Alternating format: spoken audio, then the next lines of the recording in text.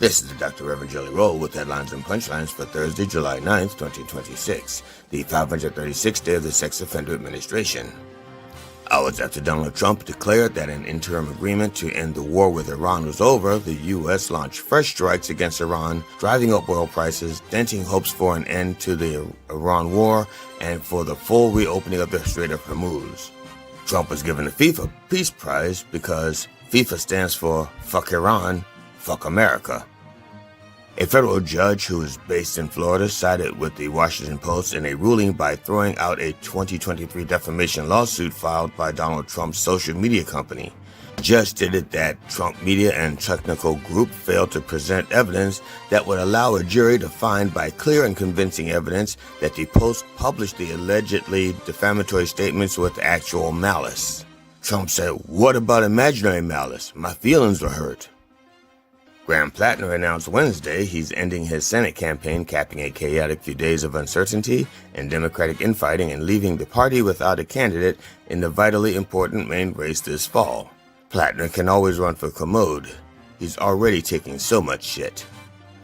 A member of a federal crime-fighting task force in Memphis shot and killed a person there on Wednesday, the second fatal shooting by a task force member in 4 days.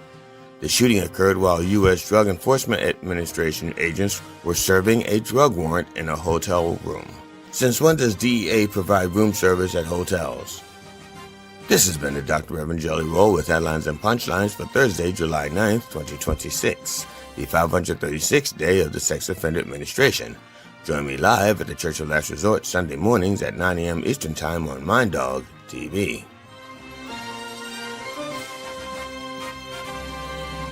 The opinions expressed on this program are those of the host or guests and should not be interpreted as statement of fact.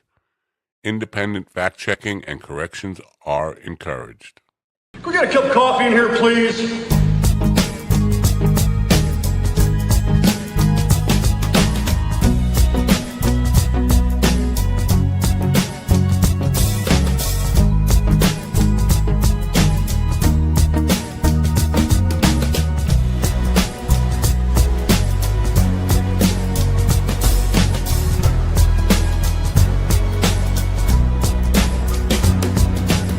Damn good coffee and hot.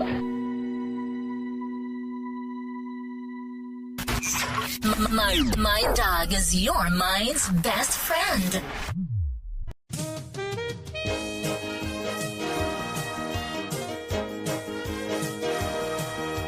My dog is your mind's best friend. Wake up, America. You've got a dog that needs walking. That's right, sunshine. Just put on a big pot of strong coffee and get ready to type your little hate mail with your opinions about kumbaya and flat earth insanity. Stand-up comedy? You want stand-up comedy? Well, we've got sit-down comedy. It's time for Coffee with the Dog. You make me laugh.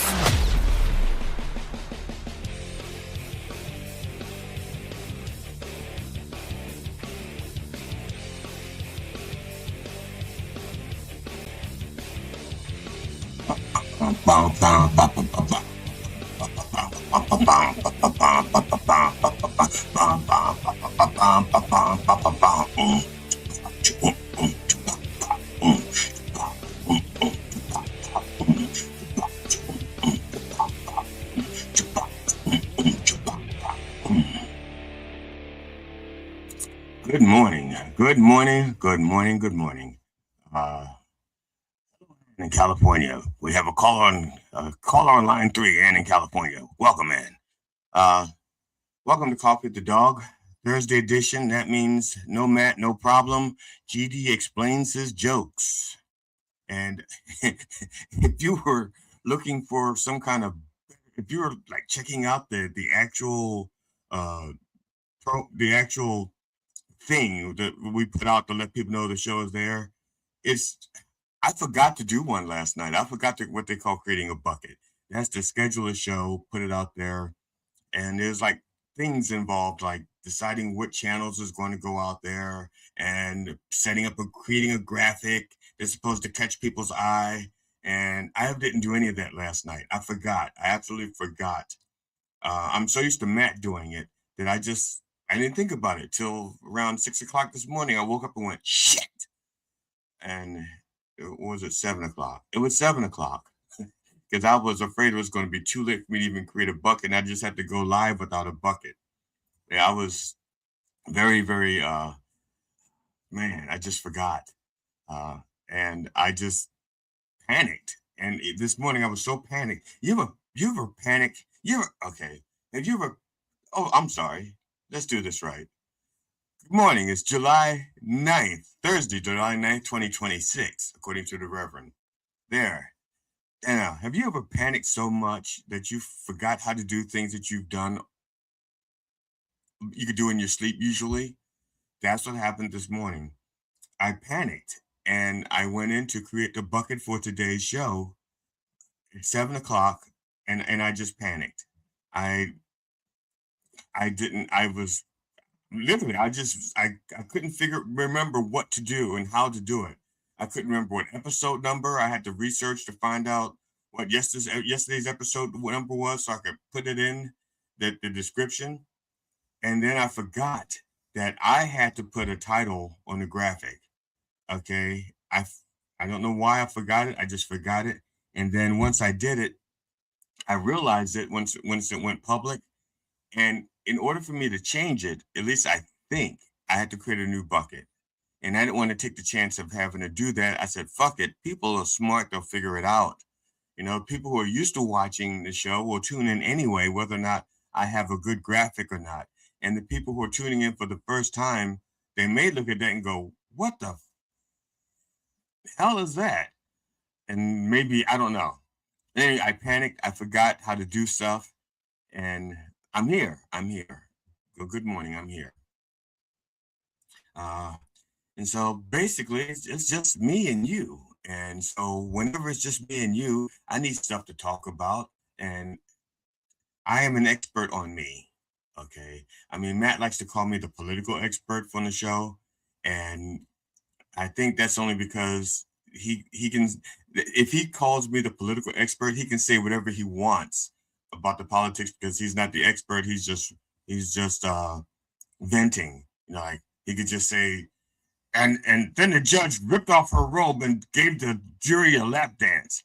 And then I'd have to say, like, well, no, Matt, that's not what happened. See?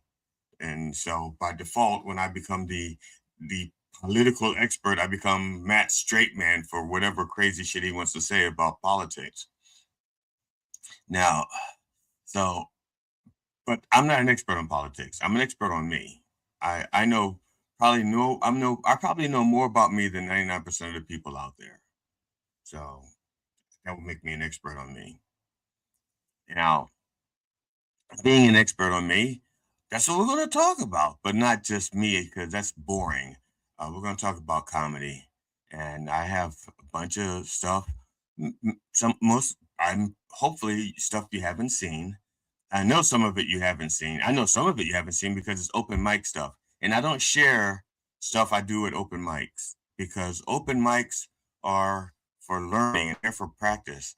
And then they're not always the best quality. You know, you set your camera up and you start recording and then you go to look at it later, you go like, oh man, the monitor's in my face. And that happened in one of the things. I was looking through and I said, I remember that open mic. I had a really good set. And then I went to go play it and the monitor was between me and the camera. I stood right behind the monitor, didn't realize it because it was a small portable monitor. It was only like the size of a tablet or something. And so I didn't notice it. And I just stood there and it was like right there the whole time. The camera's there and the monitor's here. And this is what you see. Me talking, doing comedy with the monitor like that. Only it wasn't my hands because I could have moved my hands, but it was a monitor. So I didn't do that one. I did want to find some of the Reverend's shows, the Blessings and Blasphemy shows, where the people are playing games with like the dildos and stuff like that. And I could not I want to blur people's faces out. Okay. And the reason for that is because many people, when they go to those shows, will say to the Reverend afterwards, "This is funny, but I can't tell my friends I was here. This was fun, but I can't tell my friends I was here." And so I said, okay, so I was trying to blur out the faces. Editing the names out was not a problem, because when they say when when the Reverend say tell us your name, and they would go, my name is, my name is, my name is, and the Reverend would just edit that out. Slim Shady. So my name is, and the Reverend just edit that out. So I would edit it out because he doesn't have any technical skills. I do the technical stuff, so I take the blame when things don't go right. Now the software that I'm using has a blur feature, and you can set it to so like there's a lady coming up on stage to perform, or not perform, to play with one of the dildos to show us how it's done, and I set the little blur to follow her face. And the thing is that she would pass the Reverend's face, and then the blur would stop following her face and start following the Reverend. And so that's like a pain in the ass. And it was so consistent. Like whenever someone's face would cross another face, the blur would follow the new face and not keep following the other one. I don't know how or why. I think it's just like as soon as I guess the blur doesn't want to move. And when it has an option between moving and not moving, it chooses not to move. And so the person walks out of the blur and you see their face. So that's a pain in the butt. So I started doing I went through and I just started using a black square, which is really ugly. But I can control the black square, but it's ugly, it's haphazard. And then I started watching the videos after I blacked out the faces. And you don't get to see the people's faces and the reactions. It's really boring. It's just people playing games and not much, and it's boring to watch unless you're there. And so I opted not to include those things because it was boring for me. It might not be boring for someone who's never seen it and be them for the first time, but I was bored watching it. And then the other stuff that's not so boring, well, the Reverend when he's doing his sermons, and you see that every Sunday. It's the obituaries that he does when he does his live shows. He opens up with a song that everybody can sing. I can't show that because of copyright strike. Now there's usually one or two songs. He usually starts off with "My Ding-a-Ling" by Chuck Berry and gets everybody to sing "My Ding-a-Ling." Or he gets everybody to sing "Bounce Your Boobies," bounce your boobies. But he doesn't do both songs, just one or the other. And so "Bounce Your Boobies," and not a lot of people know the words to that. So just when you come to the refrain, you just try to get everybody to bounce their boobies. That's it. Everybody bounce your boobies.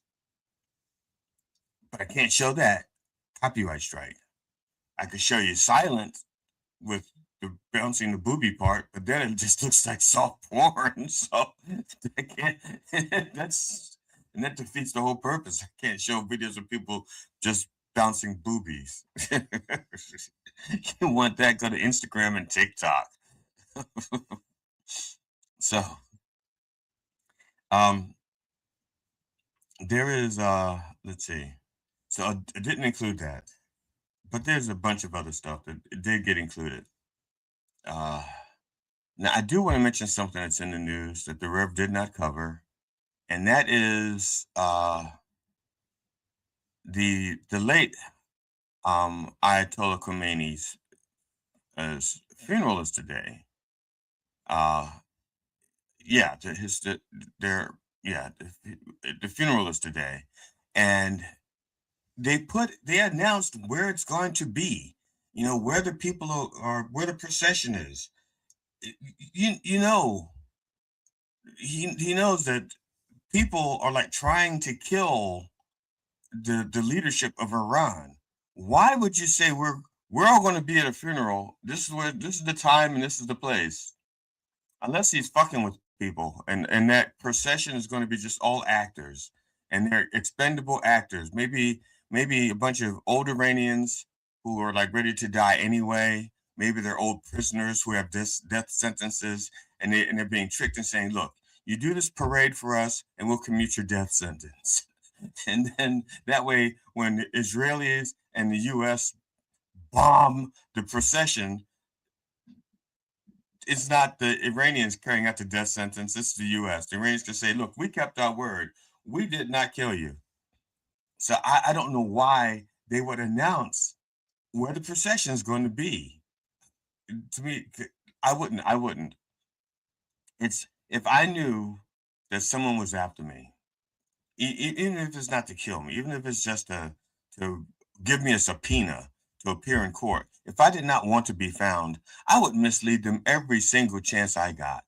If I know my phone is being tapped and know I'm being watched, and I know they're after me, the first thing I'm going to do, like I did when my phone was tapped back in the 90s, I'm going to lie on the phone and then send a text. Oh, don't meet me there. Meet me here. So,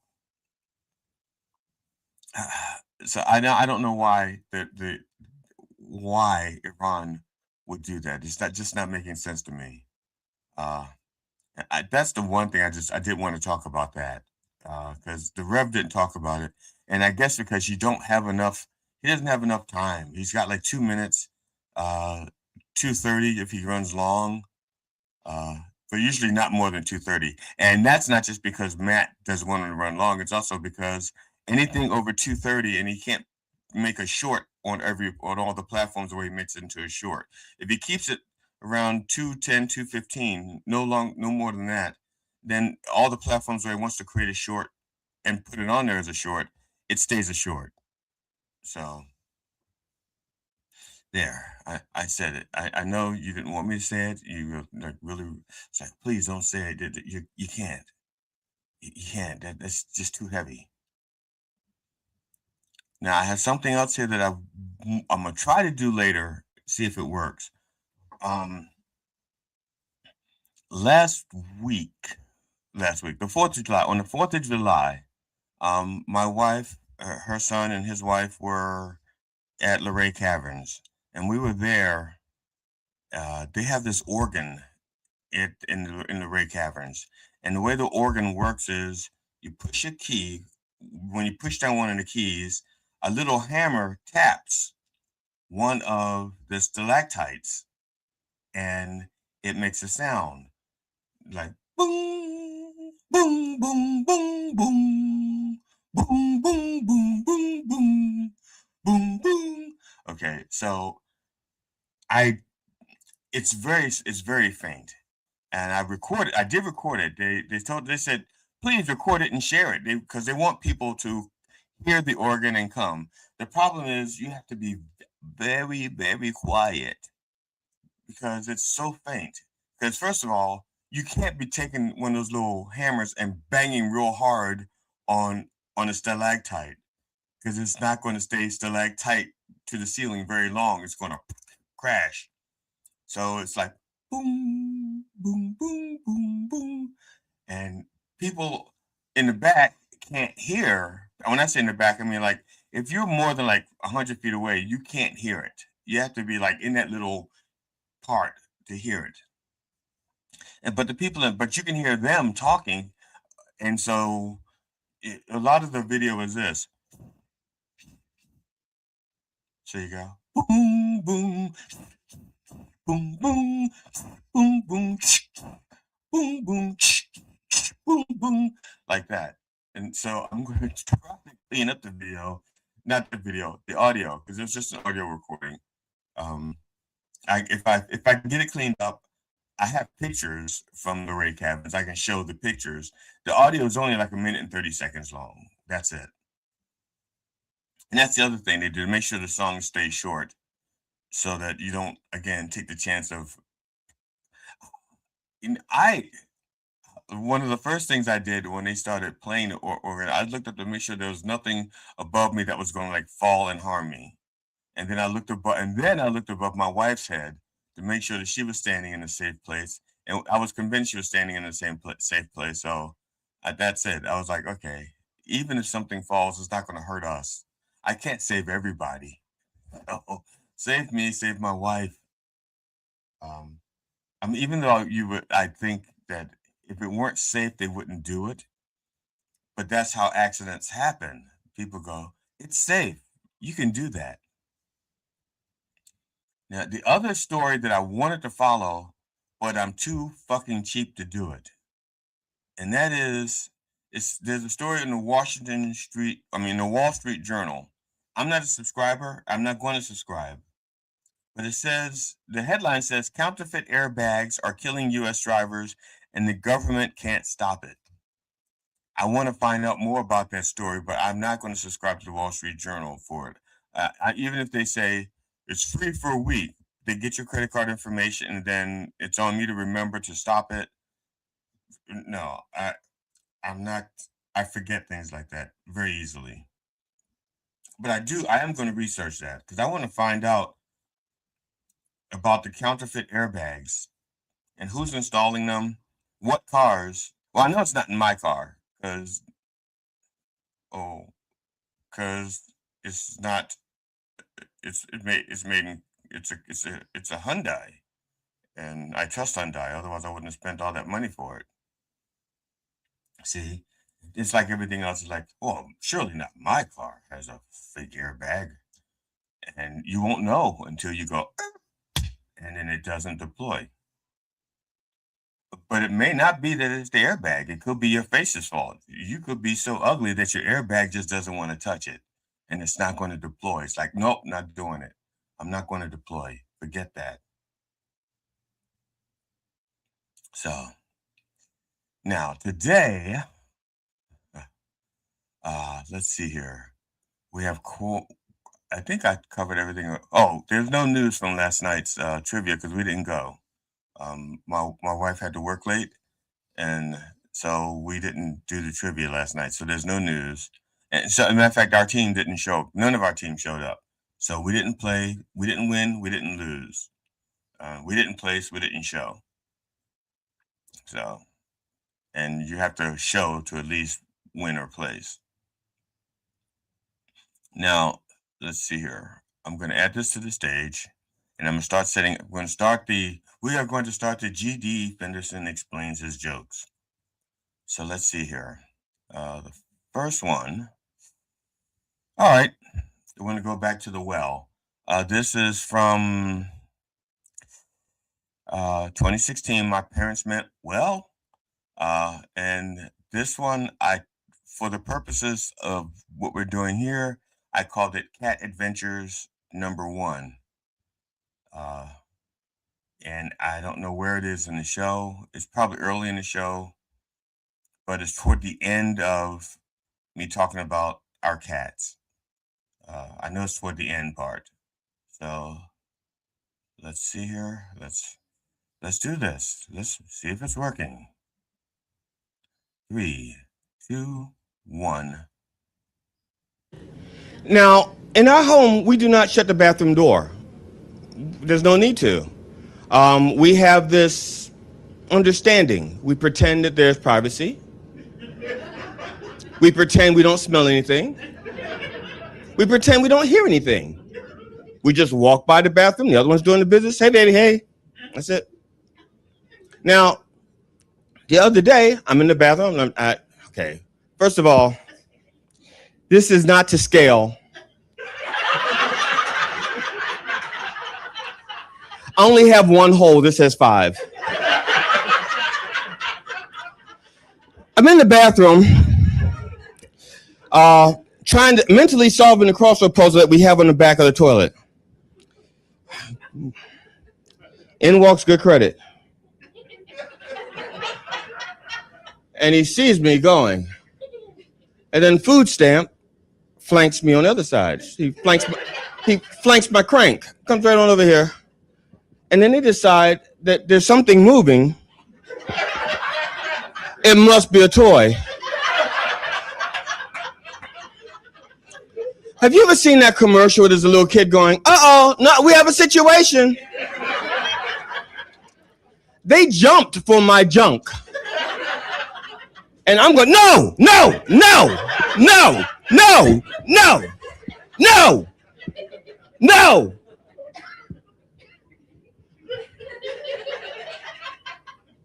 Glenn, how did piss get all over the bathroom?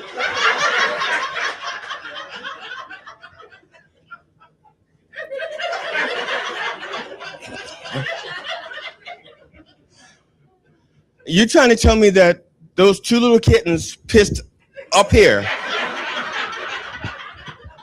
I'm not trying to tell you anything. I'm just saying, for the sake of our marriage, you have to trust me on this. If you want this marriage to work, you have to believe that I'm not pissing on the walls. If you want this marriage to work, you have to believe that I'm not the one scratching the furniture. If you want this marriage to work, you're going to have to believe I'm not the one that drank the last of that liquor and drooled all over the sofa.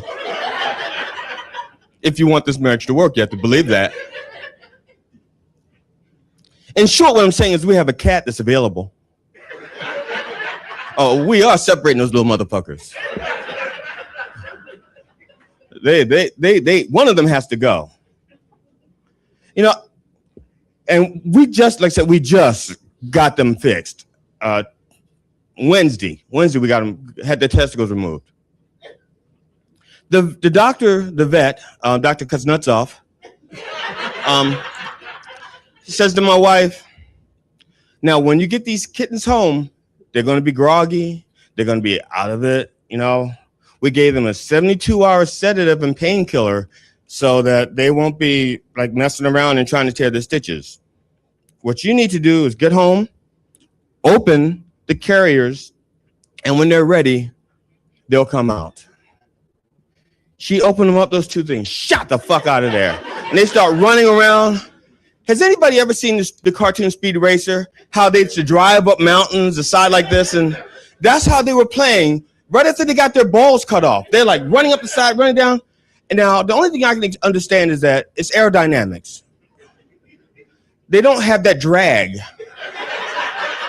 holding them back. So now they can get the lift that's required to climb up the side. Now I understand. Speed Racer, Racer X, they had no balls. I'm getting my balls cut off next week so that I, too, can. You see a black guy with dreads and a Ford Escape driving like this? I got my balls cut off. Now,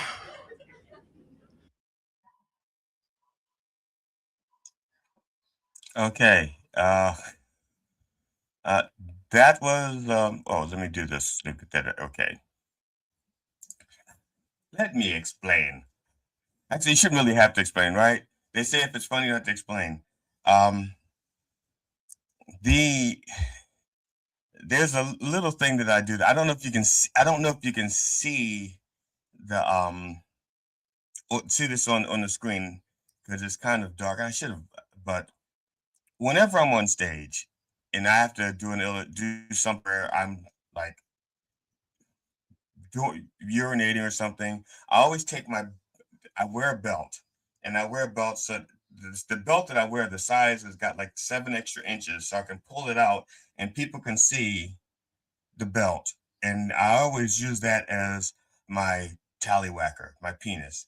And so that's a visual aid, so I don't actually have to pull out my actual penis to show people like that was me standing at the toilet. I can just pull out the belt and stand over the toilet with like that. That, like I said, all of that, like I said, it all happens except for when I didn't pee up on the wall. I splashed, like a bank shot kind of thing. And we did get rid of the other cat, but that's not that's not the real reason we got rid of the other cat. We got rid of the other cat. I think I showed you. Yes. Food stamp and good credit. Good credit. A friend of ours had Well, our landlord found out that we had 2 cats, and we were only allowed to have 1.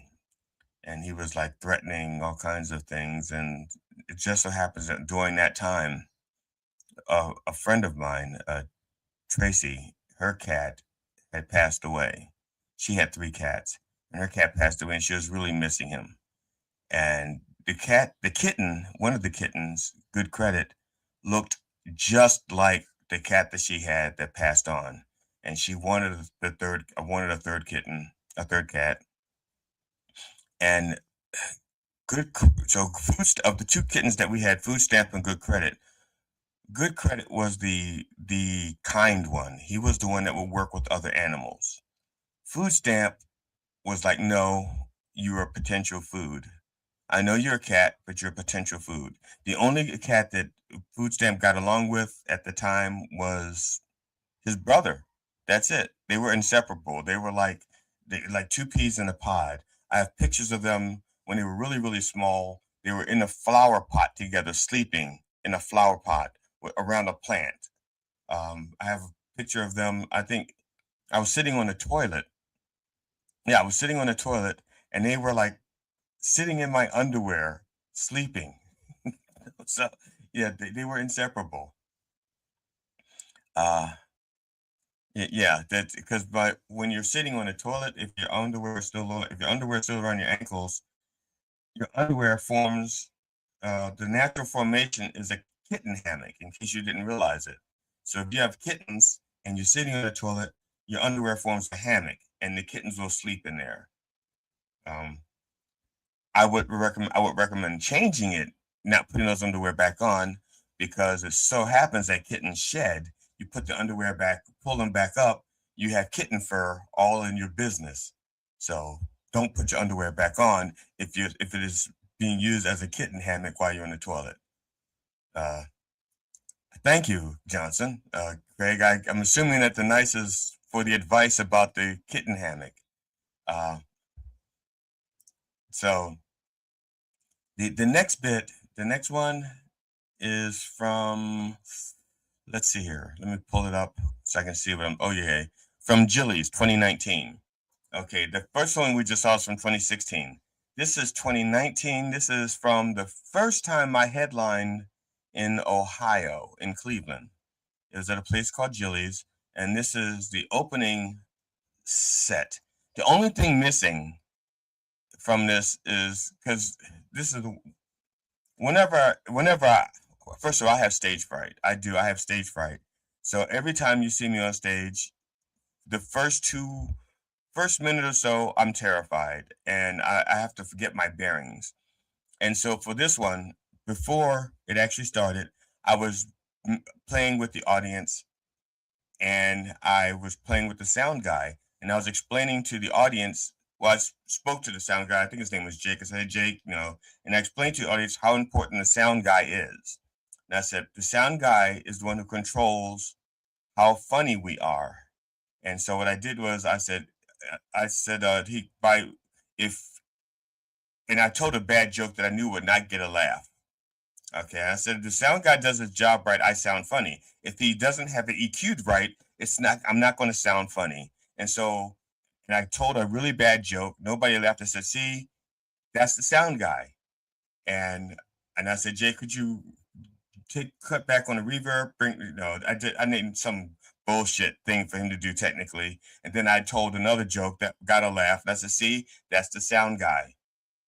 And that's missing because it's the sound part. The sound, for some reason, there.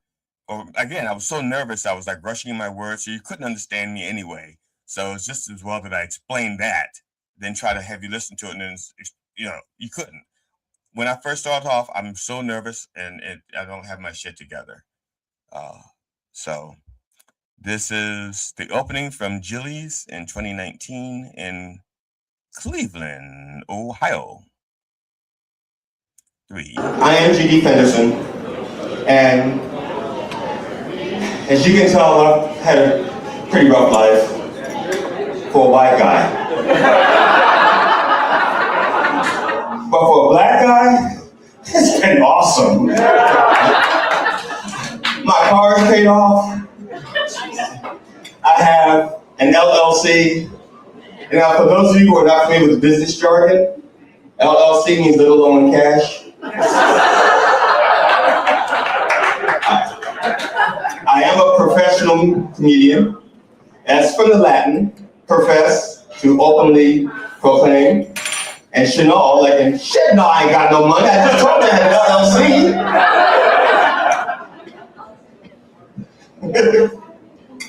Now, I have a good marriage. I have a great wife, but I have a good marriage.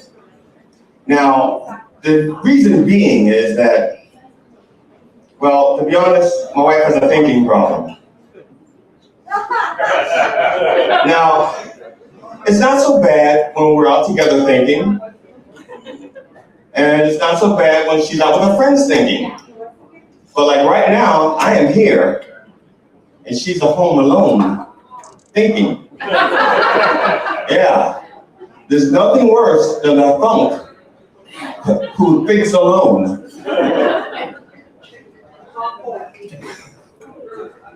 But we've kind of,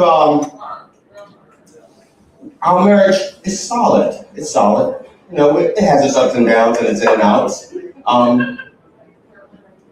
But the worst part of our marriage is that we're a mixed couple. I'm black and she's white. Reparations. But that's not the bad part of the marriage. I mean, we are the worst kind of mixed marriage. See, I am a morning person. And my wife, well, she needs coffee. She needs coffee just to be human. And forget humane, that's 2 cups.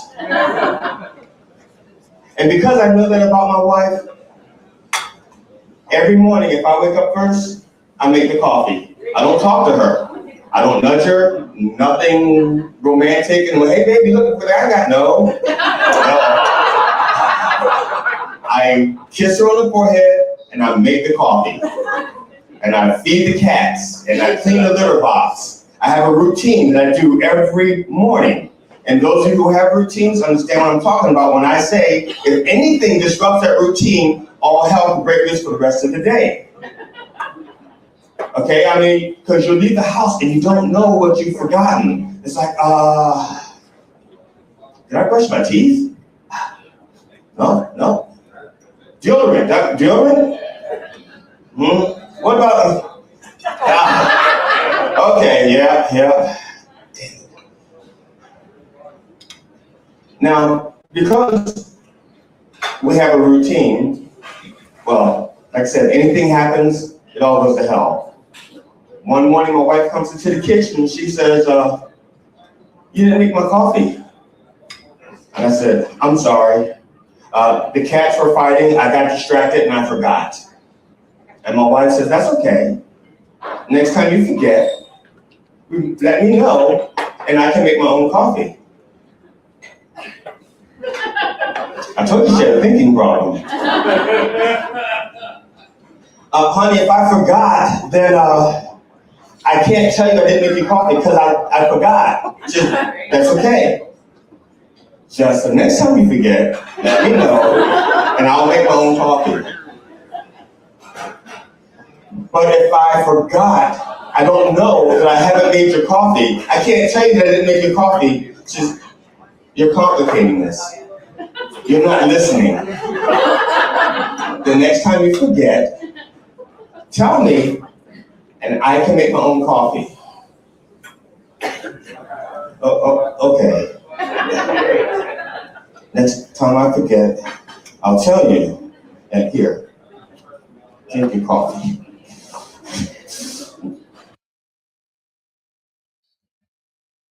All right. Let's do this. Oh, here we go. Remove that. That piece, and I'm going to I think I continue it after this. I just didn't want to have you subjected to like watching like 8 minutes in a row or something like that. I to be honest, I love that piece, and it's really, really the concept is really funny to me. Uh, the concept that my wife has a thinking problem, and I make it sound like drinking problem. I equate thinking with the thinking and the drinking, and like thunk and drunk. And so people, it's I like it. I like it a lot. And the funny thing is, it started when I was the first time I said that. I said it to my mother, and I was like around 15 or 16 years old, and my mother had a serious drinking problem. When my mother drank, she was extremely abusive. But when I was about 15, I started to stand up for myself. Basically, was I 15 or I was like, yeah, I was about 15 or 14 when I said this. What happened was I with my no, my God, I was 13 because we had just moved into these apartments. I just started a new high school in Columbia. We moved from Baltimore to Columbia, Maryland, and we moved into this luxury, well, up middle class apartment complex. It wasn't the luxury ones. They were they were like around the corner, but they weren't the subsidized apartments. They were also around the corner. We were like right in the middle. Uh, really nice apartments. And I hadn't been there that long. This was like that summer. Uh, and a young lady knocked on the door, a girl, my age, knocked on the door and she asked me, she says that we're camping out and we wanted to invite you. And I said, I don't have any camping stuff. She said, you don't have like a sleeping bag or a tent? I said, I don't have a sleeping bag. I don't have a tent. No. I grew up in Baltimore. A sleeping bag and a tent? No, no. This was like I was there weren't a lot of blacks in this neighborhood, and the ones that were there, unlike us, were actually well off. We were not well off. It's just that my mother had a certain standard of living that she was still trying to maintain, even though my father had died. My mother's like, no, just because I'm a widow, I'm not going to be a broke ass widow. I'm not going to look like a widow. I'm going to look good because I still want men to want me. And they're not gonna want you if you're living in some slum area and you go in there and there's like roaches and stuff. No, so my mother was still like into the dating game. My father, she was like 30, she was like in her 30s when my father died. She was still way young. So the the girl came, she asked about the sleeping bag, and I told her I didn't have one. And all my mother here is, I don't have one. And he goes, okay. And she leaves. And my mother had already been drinking. And my mother starts yelling at me, what she want? And I said, she asked me, I said, I can't remember her name now. And I said, they were inviting me to go camping. And my mother thought I was making up the story. She goes, people just come out in the middle of the day asking if you want to go camping. I said, yeah. And I said my mother got really abusive. She'd been drinking, and then she embarrassed me in front of them because she was yelling so loud that the kids hadn't left. They were just on the other side of the door. They hadn't gone anywhere. They were still there. I mean, if you look at the light, if you look at the little eyepiece, the eye hole in the door, you can see their shadows out there. And my mother's yelling at me, and they could hear the yelling. And so I yelled back at my mother, mainly because she was embarrassing me. If they weren't out there, I would have just shut the fuck up and walked away, like I always did. But I'm not going to get embarrassed. You're not going to embarrass me in front of my friends, even though they weren't my friends yet. I barely knew them. But they had the potential of being friends. And so I yelled at my mother and I said, you have a real drinking problem. And my mother says, I do not have a drinking problem. I said, I'm sorry. You have a real thinking problem. You think you don't have a drinking problem. And yeah. Yeah, I got slapped for that one. But that was the first time I ever said that. So years later, I had this that, like I said, once I became a comedian, that was like 13 when I said that.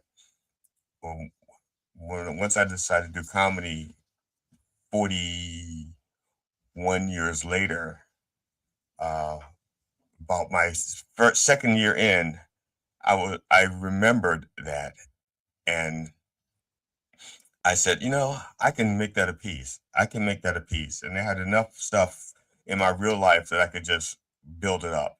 So that's where that came from, the thinking problem, having a thinking problem and equating it to make it sound like a drinking problem. So there, that's that explained. Now the next one, I don't know what the rest of this is. I'm going to find out. I know. Oh, imperfect marriage. Okay, yeah. Again, this is just a continuation from that same show. So again, this is from Jilly's in 2019. Imperfect marriage. 3, 2. Now,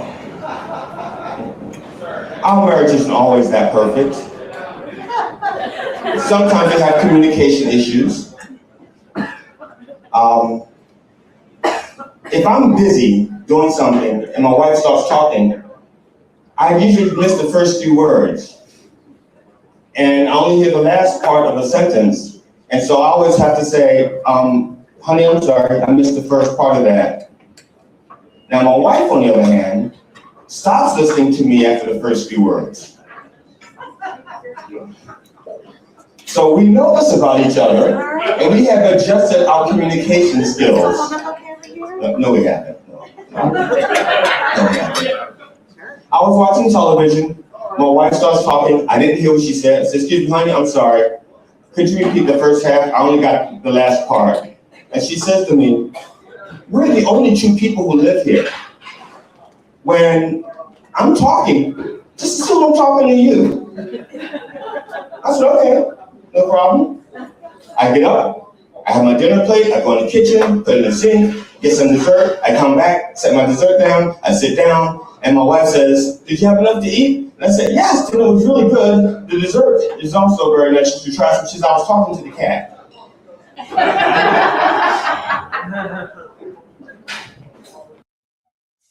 Okay. Let's just back up just a tad. Just a tad. There we go. Thank you. So I can set up the next one. See, I shouldn't have to explain that. You just, like I said, that's from a real conversation. So that shouldn't need much explaining, right? We're good? Okay, we should be good. Now, this one, we're going back to the well. From My Parents Met Well, 2016. This one, this is about the first time I talk about me getting circumcised. This is the first time I talk about it again in 2018, and then one in 2018. I think the one in 2018. Yeah, it's humorous. Am I right? Thank you, Slaptail. I talk about getting circumcised in 2018 also. In 2016 is the first time I'm talking about it. I did not get circumcised until I was 50. Now, this is how comedians think. Okay, I'm going to just give a little. I started doing comedy in Maryland around 2015. I started doing comedy in September of 2014, and then in February of 2015, we moved to Maryland, and I continued doing comedy there. And I'm meeting, comedians for the first time, and so we sit around after open mics and stuff, and we talk.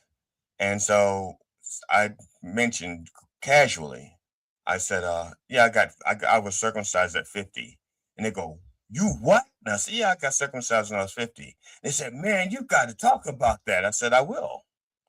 And they're like, "Man, that's good." First of all, they don't know, they just know what happened. They're like, "You got to make that into a bit." I said, "I will. Now I'm working on it." And they said, "You should talk about that." I said, "No." See, that's I think the one thing a lot of young comedians go, first of all, a lot of young comedians don't have anything interesting to talk about, which is why most of the time they're just talking about their genitals. Because they're so young, they haven't lived a lot. And so they make up premises that things that didn't happen or things that have happened that would be interesting. They're not really good enough to make them really interesting. And so it sounds like the same stories over and over and over again. And I'm not saying it's true for all of them, because some of them have other experiences that carry over into comedy, and so they've learned how to tell a story better or tell a joke better. Uh, they all tell jokes better than me because I don't tell jokes. I know it's very frustrating for people who work with me. I'm not a comedian. I don't tell jokes. I tell stories. So, but they're all saying you gotta do that. You gotta. I will. And so I'd go to open mics and they would never hear me talk about it. They would say, you gotta talk about this. I said, I will. I have more in my arsenal than just the circumcision. I have much more that I can talk about. I'm saving it. And so the first time I do the circumcision thing is when you see it here. I don't practice it in any open mics. I don't practice it in any open mics whatsoever. And this is the first time I'm doing it, and so this is it. Even though I'm recording it for a show, I'm recording it, but this is the first time I'm doing it. I have not tried it in front of people. And in some parts, it's obvious. But I'm not sure, and I'm not going to show the whole thing. I'm just showing the first few minutes, like maybe a minute or two. Again, and you should be able to follow along. And if you can't, why are you watching this? Okay. 3. Many of you, looking at the audience, someday will have that one day when you'll look back and go, that's the best I've ever looked. I've never looked better. It could be a prom picture, could be a wedding picture. For some people, it's their divorce picture. I looked very good on that day. And after that, one more crow's foot, one more wrinkle, one more gray hair. See, I don't have that moment because different parts of my body were looking good at different stages. So I never got to be the complete package. I'm waiting. I like my hair the way it is now. I like my beard the way it was when I was 40. My chest and stomach, I like that the way it was when I was in my 20s and I was a stripper. From the waist down, I liked myself best when I was in high school, when I looked kind of like a horse, except for my package. Did I mention that I wasn't circumcised when I was born? Yeah, that was one of many flaws, but I got circumcised when I was 50. I know, some of you are thinking, wow, he waited till he was 50 to be circumcised? What, his wife wanted new dick? Okay, that's. I didn't realize that was as short as it. I didn't realize that's where I stopped.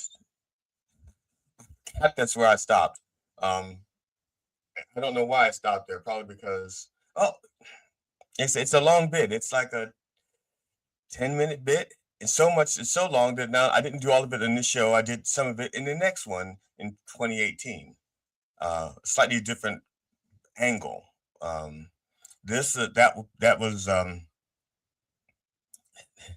now I take that back. I did, something? I did do that one in an open mic once, about 2 or 3 weeks before I recorded it, and I did it on that same stage. So like 6 or 7 of those people in that audience were regulars who had seen me do it before. Matter of fact, I may have done it twice. And I say that because there was a woman in the audience who, there was this one scene when in the shower when I'm in the shower and I'm regretting having I have temporary regret, but I have clipper's remorse from the circumcision. And it's because it's painful. And I was sitting in the shower and I was close to tears. And so I do that scene for them, and I'm just talking to my penis, and I'm just apologizing to it. I said, I'm sorry, I put you through so much, I abused you so much, And I never gave you a nickname. All just said I should have given you a nickname, and I'm sorry. And so I'm going through this whole routine. And so when I get to that part, there's a woman in the audience who says, "Get down." And she's talking about for me to get down on the floor to talk to my penis. So I don't know if I don't know if the audience can hear it. Well, I don't have that here anyway. So no, you can't hear it because you can't see it. I didn't show it. I'll probably get to that piece later. Now this is from an open mic. This next piece is from an open mic, and it's from an open mic in 2022. Sex Under Fire. I'm calling this Sex Under Fire. Let me set this up real quick. There's a place called the Comedy Zone in Harrisburg. If you've listened to it, occasionally hear Ron Kane and myself talk about it. That's a place where they really have serious gatekeepers. I mean, they're really, really cliquish. They're annoyingly cliquish. And the owner really liked me. Not in that way, but liked my humor. But he didn't do the booking. He said, because he's like hands off for the booking.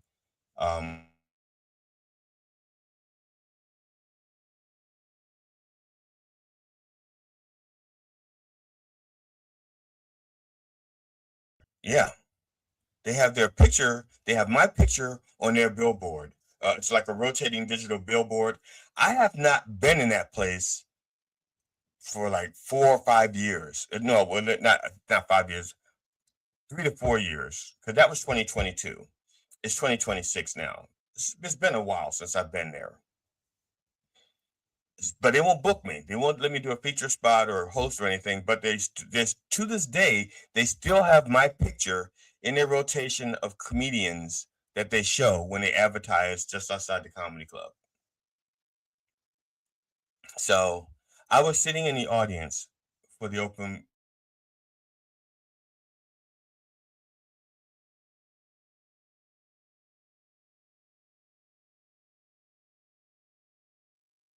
I imagine myself performing.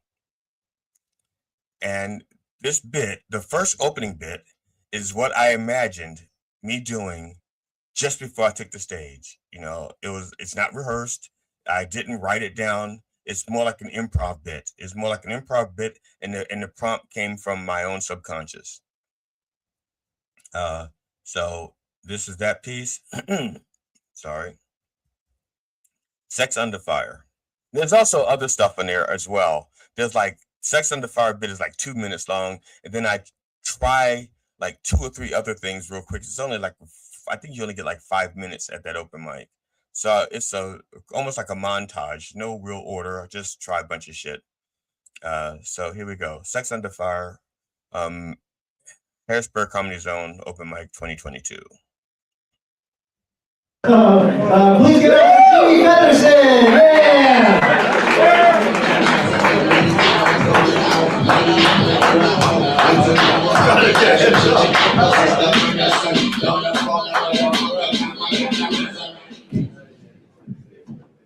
All right, thank you. I'm T.D. Benson, and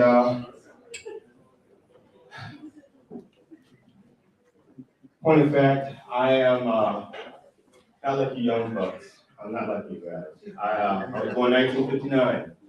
You can do the math if you can. I'm 42. And at 42, back when I was young like you guys, when my wife and I went to have sex, we had our songs.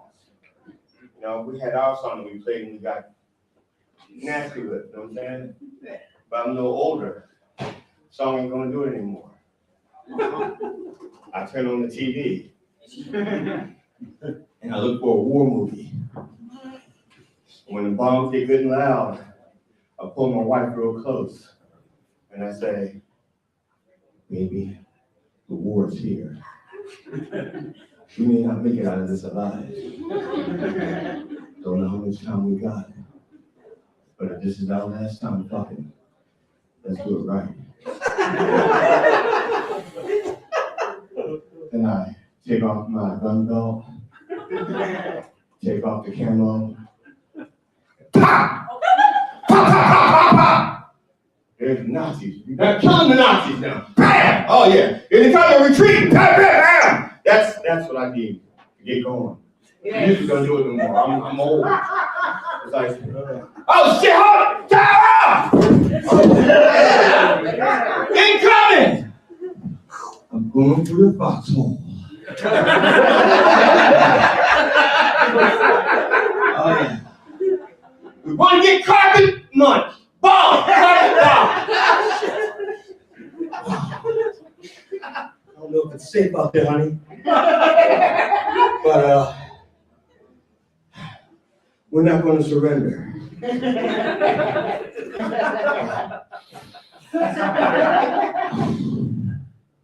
What'd you say? What's your address? Oh, armistice. I thought you said arm and fist. I was gonna. Oh, shit, that's some big foxhole. Shit. Yeah, I can still get it done. I'm like an old roller coaster. I need assistance from gravity. You know? Oh, baby!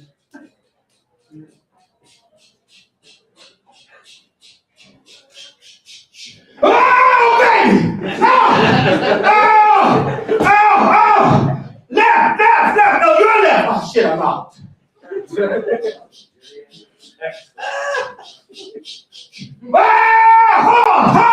Oh, shit!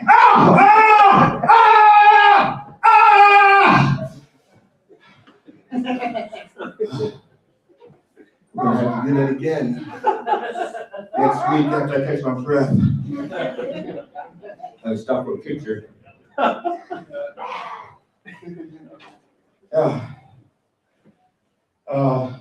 Little word of advice. You don't really know, you don't need to know how many people your significant other have been with before. It's none of your business. I don't care how many men your wife have been with. All I need to know is you laid the dicks end to end, how long would it be? That's all I need to know. And how many times does my dick fit in there without a remainder? Okay. I'm just saying a good dick is like a good password. The longer and harder it is, the more secure you feel. G.D. Fenderson.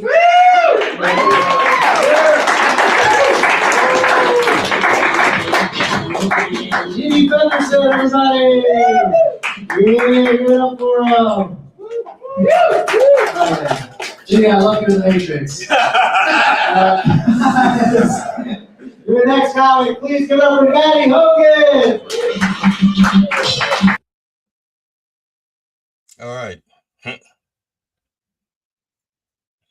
Thanks, Ann. Now, I forgot that was in 2022. I was working on it. The roller coaster thing and the army thing were both things I'd thought of like while I was sitting in the audience, waiting to go up, and I didn't know which one I was going to try to develop, and so I did try to develop both of them. But I thought they both told the same story, so I didn't use them both. I did a show, I think 2023, and it was called Psychomedy 101, The Jokes Less Traveled. And I did the roller coaster bit there, not the army, not the make love, not war bit. Make love like war. That's it. Make love like war. I was trying to decide which one of the two, because basically they're saying the same thing, that I'm not as young as I used to be, and I need some kind of help to be romantic or something like that.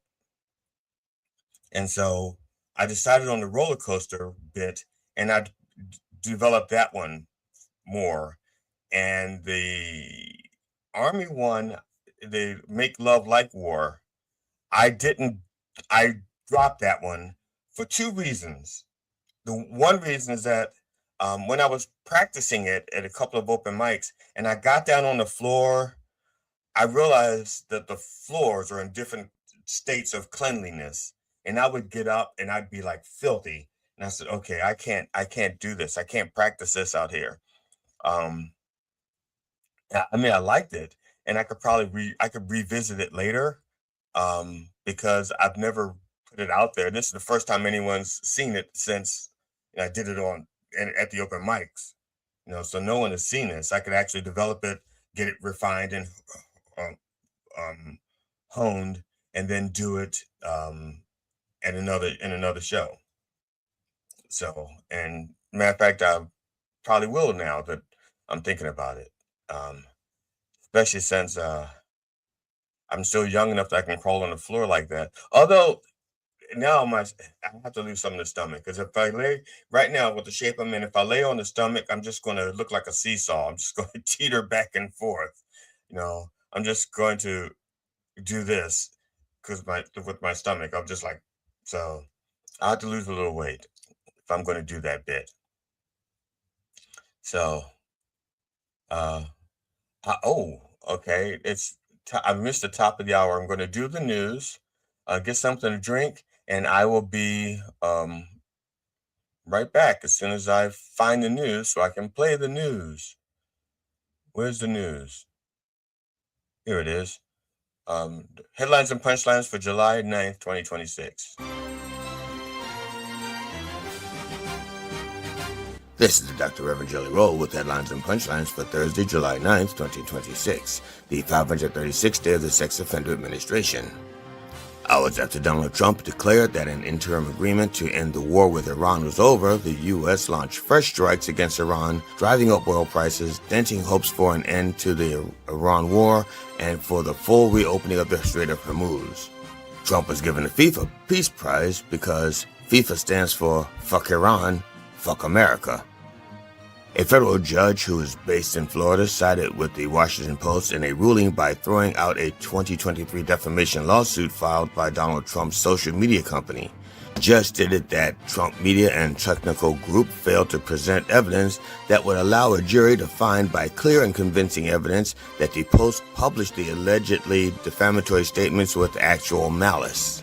Trump said, "What about imaginary malice? My feelings were hurt."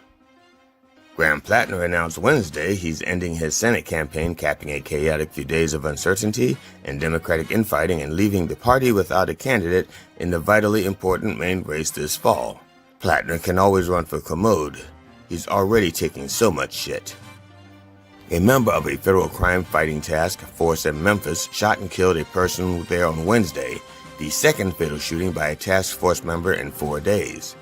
The shooting occurred while U.S. Drug Enforcement Administration agents were serving a drug warrant in a hotel room. Since when does DEA provide room service at hotels? This has been the Dr. Reverend Jelly Roll with headlines and punchlines for Thursday, July 9th, 2026, the 536th day of the Sex Offender Administration. Join me live at the Church of Last Resort Sunday mornings at 9 a.m. Eastern Time on MindDog TV.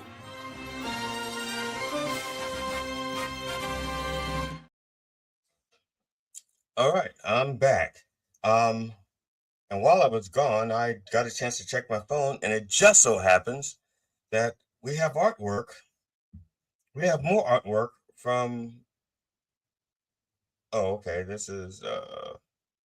Sorry, I was hoping it was a gig. It's just my dentist wanted me to confirm my appointment for the 16th. Yeah, I'll do that later. So we have artwork by our resident artists. The only artist that we have on the payroll other than Matt. Matter of fact, our resident artist, Kevin, gets paid twice what I get paid because actually his craft, his art is much better than mine. This one here, I haven't looked at it. I have not looked at these full size.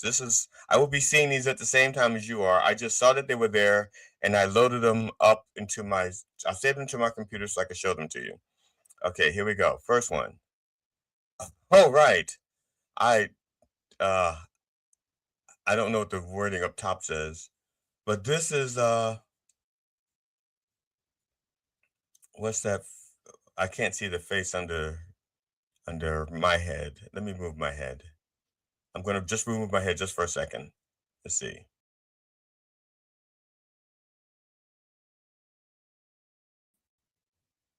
Okay, I see. I thought I was hiding something from the picture. No, that's just okay, never mind. It's me around the campfire with all the little critters. There's a good representation. I don't see the deer, but yeah, we're missing the deer and the groundhogs. But I like this picture. All right, burning crystals with my homies. The second one.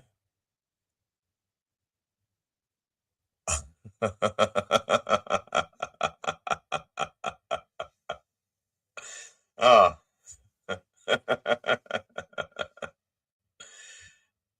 Now the funny thing is, there's two women there. There's a white lady and a black lady. Now I'm going to assume that this is based on what I was talking about, and the white lady is supposed to be my wife, and the black lady is supposed to be my mother. And the funny thing is, my mother would actually be lighter than the white lady. But the face looks like when I saw that face, I thought, that looks like my Aunt Dodie. That looks a lot like my Aunt Dodie, the aunt that I'm named after. Well, I'm named after her and after her daughter. My Aunt Dodie's name is Gwendolyn. Gwendolyn Dorothea. So Dodie is like Dottie, but Dodie. Short for Dorothea. Her name is Gwendolyn, and her daughter was named Glenda.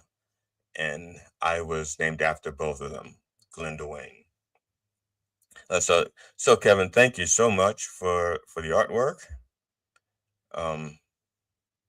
Let me remove these from the studio so I don't get confused. Doesn't take much. When you're running things all by yourself, it doesn't take much to confuse me.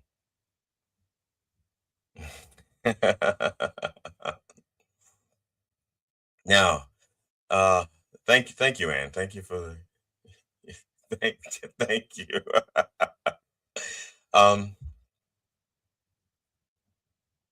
See, Ann says that I'm really in the. Where is it? Yeah. That's interesting. It's not letting me show. Oh, there it is. It says you're really in the doghouse there, GD. Yeah, in that artwork, I am in the doghouse. Okay. So let me continue. Let's see. What is next? Okay, Snits and Giggles. This is one of the shows that Ron Kane had produced. And to set this up, because you don't see the whole thing, the whole premise is that my wife and I take separate vacations. And so unable to do that, we kind of have to trust each other, and so that's the whole premise of this. And I'm going to go ahead and play it, and then I have so much to say about it afterwards. Okay, here we go. And for the purpose of the show, I just call it Sex Accusations. So here we go. 3, 2, 1. So my wife, she's just got back from vacation not too long ago, and she takes a lot of, we have a cat that needs medication, so the two of us go on vacation together.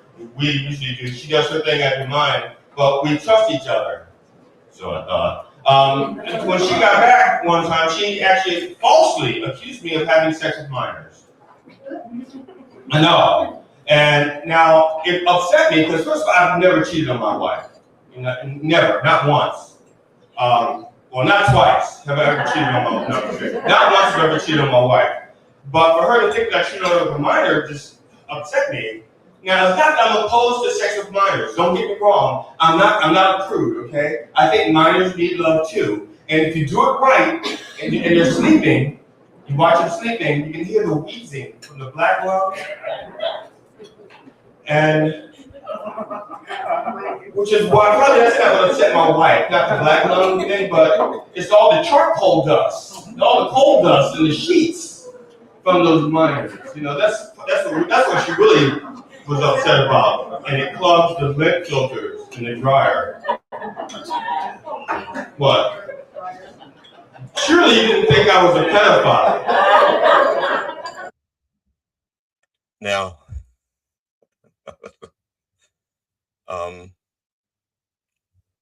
okay, that I love that bit. It's not, it doesn't have like a punchline per se. It's just a slow reveal of what the miners are, and the two ladies in the background right behind me, they got it right. They got it pretty quickly. I think they got it before anybody else. And you can see them grinning and laughing at each other. That I'm not talking about minors, M-I-N-O-R-S. I'm talking about minors, M-I-N-E-R-S.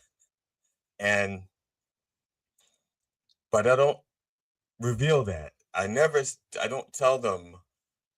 I don't think I tell them that that I'm talking about the difference. I think at the very end, because some guy, you can't hear him in here, but I could hear him. He called me a pedophile. And so I didn't respond. I didn't explain it. I just kept going.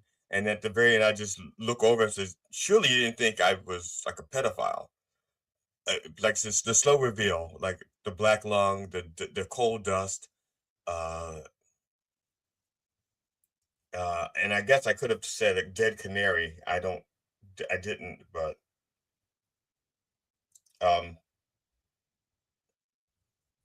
so now when I think I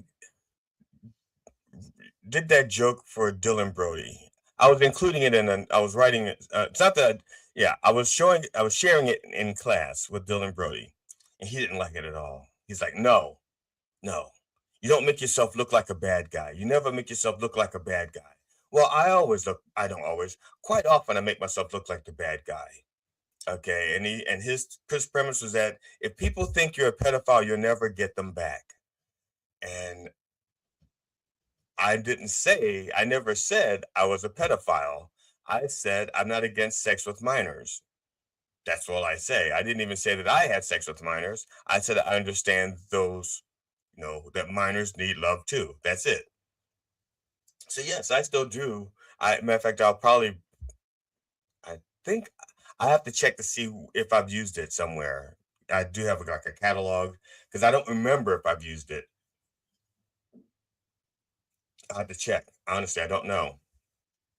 But I still like it. There's some jokes that I do that I've never put on a show, kind of like on purpose, because I want to keep reusing them over time. And then some of them I've used in shows and I still keep reusing them. Because I think I don't write many jokes. I don't write many, just straight up jokes. And occasionally I will have like one that I write and I'll go like, I like that. And I'll keep reusing it whenever there's an opportunity. But it's not like my whole show is full of jokes. It's like my show is full of stories. And most of the time you don't see the same story twice anyway. And when I use a joke, it's in a different spot. It's like a football game. And they have the same, when they're playing football, they have all these plays in their books. And even if you had their playbook and you see their formations, you don't know what play they're gonna run out of that formation, even when you see that formation. And I like to think that my comedy is like that. Even if you see the formation that I'm using, and you just don't know what play I'm going to run, and so there's still an element of surprise. So that's what I like to think. Is it true? No fucking idea. Now, okay, this one, I'm going back to the well. My parents meant, 2016, but I'm calling this one Fucked Up. And I'm hoping this one is long enough that I can upload another picture from our resident artist, Heavy Kev in New Zealand. Otherwise, I'll get. I have no idea how long this is because there's no. I don't know. We'll find out. Do I have enough time? We'll find out. Be honest. On the other side of this commercial break. Okay. 3, 2, 1. So, but like I said, parents fuck up the kids. It's not on purpose. You know, but in normal households and happy households, the kids are hearing stories like the Ugly Duckling, Frog Prince. I heard stories about the dad who should have pulled out, or the mom who should have swallowed. Hashtag regrets.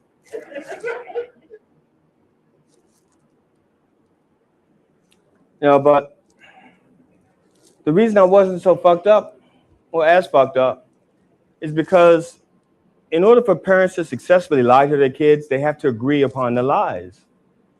If you're telling your kids 2 different lies, they're going to know something up. So you have to tell them the same lie in order to fuck them up. Dad, where do babies come from?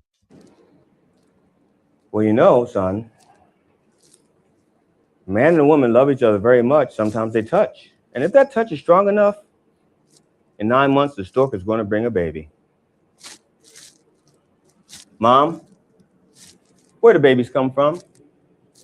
Well, son, if you're talking about the west side of Baltimore, it probably came from your father.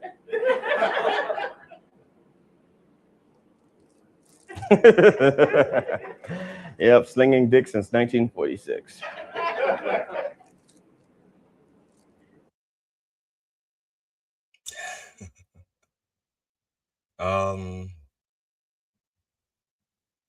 Okay, yeah, I had just enough time. I had just enough time to upload another video from. Now I see you, Slaptail. I see you. Yeah. Okay. Okay. I always look like the bad guy. Is Dylan unaware of Gallows humor comics? Yeah, he is aware of them, and I'm thinking it was more directed at me personally, like maybe, and I don't know this because I didn't ask him, but I think it was more like maybe I may not be able to win the audience back, that I'm incapable. But also, and this is something that Dylan told me a while ago, okay, he had said to me that there was some jokes I wrote or told, some things I wrote, and Dylan said, that's not funny. And I said, Dylan, it gets a laugh every time. He goes, people are laughing at you because they like you, not because that's funny. So, and if that's the premise, that people laugh at me because they like me, not because I'm funny, if I make myself out to be the bad guy, they may not like me anymore, and I may lose some of that laughter. I do not know that he feels the same way now as back then.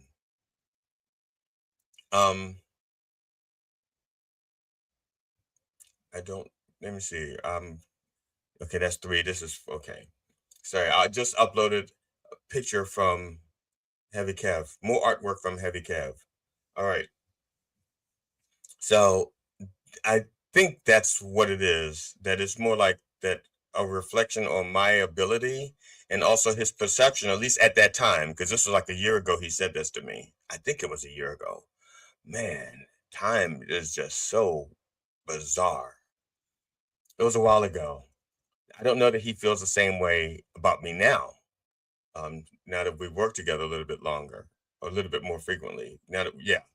I think he's becoming more tolerant of me.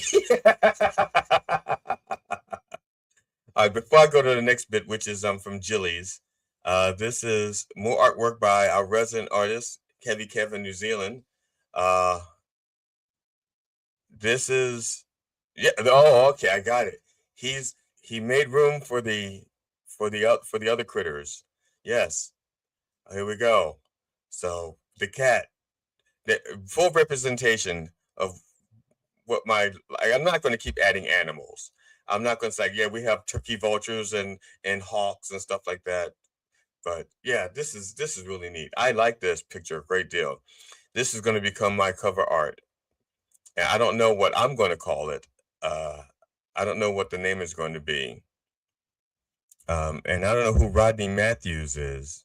There's a plaque at the bottom of the thing. It says Rodney Matthews.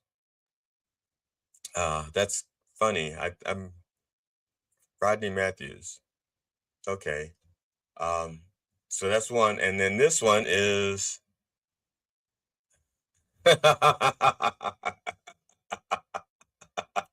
sex with minors. Coal miners work hard, love harder. I love coal. Okay, this is okay. So now, anyone seeing that without knowing the context, there is. Oh man, I'm just going to put a caption in this as they thought of. I don't know. I like that. That's a good picture. Very nicely, very nicely done, Kev. Excellent work. Okay. Remove from studio. Now this next one, again, back to Jilly's.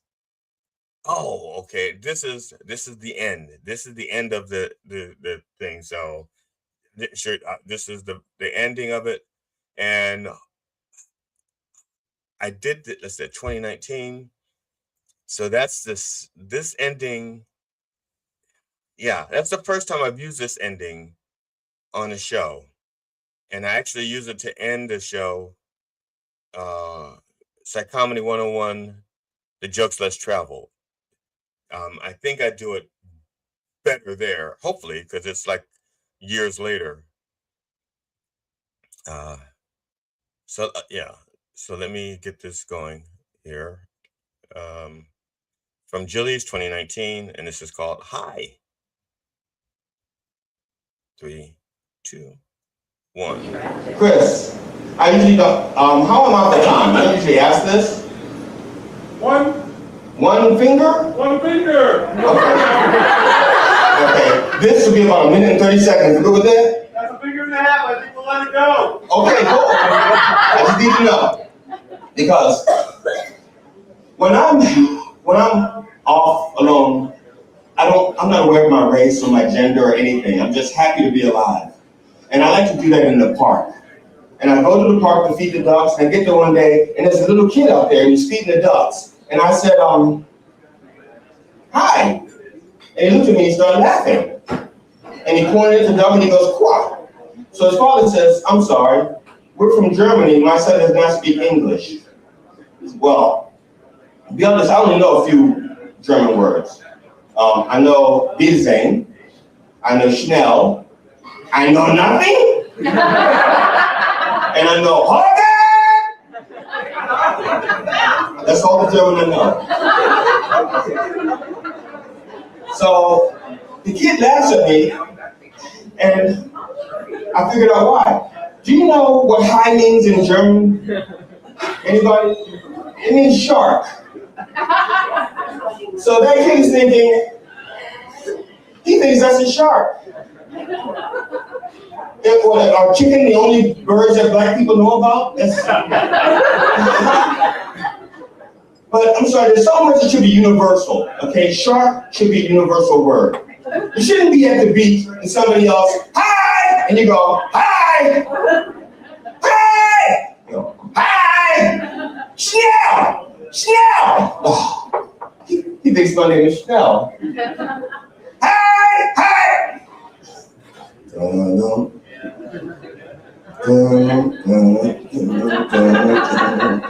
I'm G.D. Fenderson. Thank you.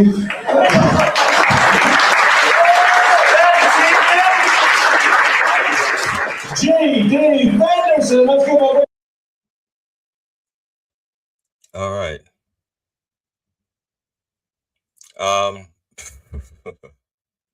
Yeah, I do it slightly different. I do it slightly different in the show in Psychomedy 101. Yeah, it's the same ending though with the me being dragged off by a shark.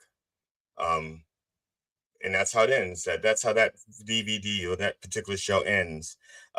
With the me singing the theme from Jaws and being dragged off the stage. And as I'm being dragged off the stage by the shark, I say, "I'm GD Fenderson. Good night," or whatever. Um, Slabtail says, "Hey, that's my cousin Marty." Um, what other critters? Oh, no. Heavy, I'm not. Believe me, I'm not asking you to put other critters in there. I'll say because we have like turkey vultures, which I don't.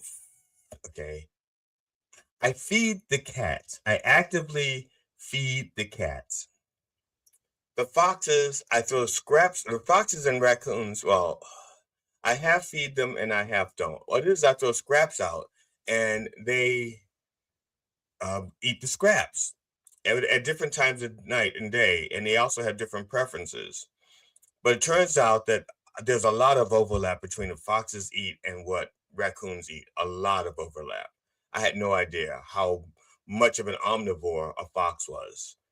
Yeah, I knew raccoons were omnivores, but foxes are really omnivores as well. And so I don't often have scraps, enough, scraps, depending on who gets there first. Like we have 5 foxes out back. And we used to have like 1 or 2 raccoons. We have about 6 raccoons. Only 3 come up to the back door that I know of, or 3 that I recognize. Let's see. Reggie, I recognize Reggie's face. And there's another one who I recognize. But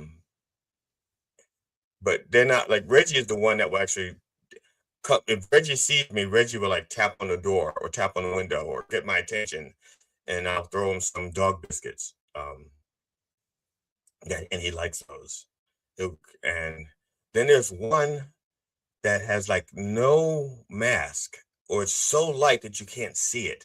It's almost albino, but it's not an albino because it doesn't. Well, I don't know what an albino. I do not know what an albino raccoon looks like. I assume that all albinos have pink eyes and they're all white. This raccoon is mostly white, and it has almost no mask. And if it weren't for the fact that it shapes like a raccoon and has little fingers like a raccoon, you would not know that it was a raccoon. You would think it was like a new species of something. As a matter of fact, it almost looks like a cross between a possum and a raccoon, except for it has a raccoon tail. So it's the coloring of a possum, but everything else is raccoon. But yeah, that's good artwork, Kev. That's truly good representation of what's going on there. But I don't feed the wild turkeys. They're welcome to come by and eat ticks. The possums come up on the door, or come up to the back door to eat the cat food, but none of the possums are friendly with me. None of them. None of them. So yeah, but we're good. That's good work, Kevin. Please. I'm just talking. Now this next one. Okay. All right. I do know why I put this one in here. Last week, July 3rd, was the anniversary of the day my wife and I met. And so this, I think, is when we did this show, it was around July 3rd. And so I just used that opportunity to talk about my wife and I having the anniversary of when we first met. I don't think I've ever discussed it in another show ever again. I think I put it in this one because Ron wanted it to be a clean show, and it was something I could do clean without any chance of there's nothing, everything about it was clean. So that's what this is. I don't know how long it is. I can't remember. Here we go. This is from Circle M 2023, and this is, I'm calling it July 3rd. Here we go. 3, 2, 1. Now, July 3rd was my wife's and I, the anniversary of the day that my wife and I met. 20 years ago, give or take a few thumbs.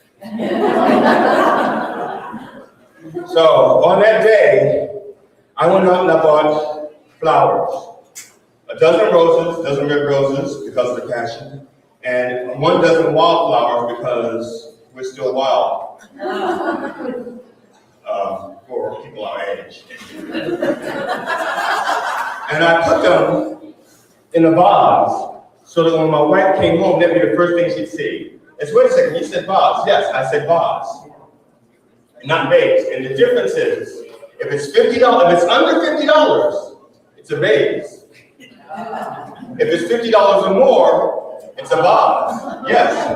Now, the next time you see that Chewy commercial where the dog is sitting there saying, sorry about your back, I just go crazy when I see the Chewy box, sorry about the vase. And that guy is just sitting there going, it's okay. Think about that. It's like, it's okay if my dog brings something $50 or more, I love him so much. Yes. I don't know about you. I don't know how much your dog can spend before he's in, let's say $50 deductible at ASPCA. I don't know what your dog can bring if you have a dog. So I took the flowers in the vase, and my wife comes into the house, and she sees the flowers, and she goes, oh, they're beautiful. I said, thank you. I said, happy anniversary. And she goes, oh, I forgot. I didn't get you anything. I said, are you kidding me? Are you kidding me? You didn't get me anything? You stuck around for 20 years, okay? It had been a totally different story if when we met at the airport, I mean, it would have been like, I wouldn't be celebrating 20 years, I'd be celebrating the day that I met this lady in the airport who took one look at me and said, I don't want to be with him, and kept on walking. It's funny that anniversary. And Hallmark doesn't make a card for that.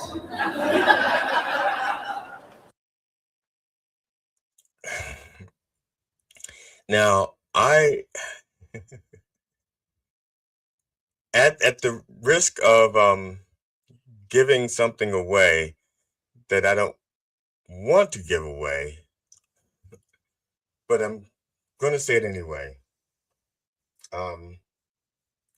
But that particular anniversary when I got my wife those flowers, and my wife says, I forgot, I didn't get you anything.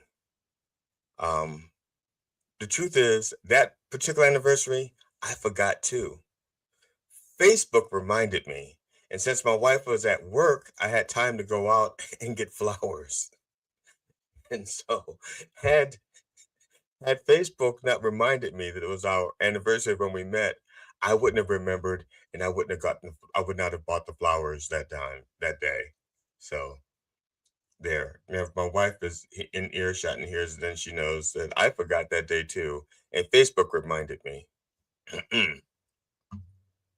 So, and again, you can tell kind of the fact that when I get a little illegible, inaudible. You can't understand what I'm saying. Quite often, if I'm making something as I go along because I didn't rehearse it, that's when I get really unintelligible. And part of that is because my natural pace of speaking is rather fast, and I have to slow myself down and articulate so that people can understand me. The way I'm talking right now, so that you can understand me, is not the way I talk around my friends. My friends are used to hearing me chatter real quickly, and they've kind of gotten used to the way I speak. When I get really excited, even my wife doesn't understand me. And she's like, okay. It's not that I care about what you're saying, but since you said it, I might as well understand it. Go ahead. So So that's a tell. I still do that to this day. After 12 years in, almost 12 years in, when I start vamping and I start making stuff up as I go along, my chatter gets a lot faster. And I'm like trying to keep up with my brain, and I have to work on it. It's something I have to work on. It's a tell. It's in every video. You can see the difference between something that I know I've written, what I know I'm going to say, and the fact that uh, and the hits just keep on coming. I have some more artwork from Kevin coming up after. Okay, this is an open mic. And I think this is 3 minutes long. It's enough time for me to upload 2 more pictures from Kevin. This open mic is called the Evil Kitty Open Mic. It's in, I'm going to say Rockville, but I'm probably wrong. But the people who run this open mic also run the Slice is Right open mic. It's Sandy Bernstein, who I call the Queen of the Mom jokes, and Walter Gottlieb. They run this mic, Evil Kitty open mic, and they also run the Slice is Right open mic and a few other things they do together. They are 2 of the funny old farts that I work with. The other member of the Funny Old Farts is Dave Yakeley. He's the senior member. He's like 77. He'll be 78 in November. Good Lord willing, and the creek don't rise. I'm not going to jinx him, say that he'll be around that long, but hey, we can only hope, right? So this is a open mic, and it says at that age. So I guess it's, okay, I know what it is. I think you should be able to figure it out. And I'll talk about it on the other side. From Evil Kitty Open Mic 2023, at that age. 3, 2, 1.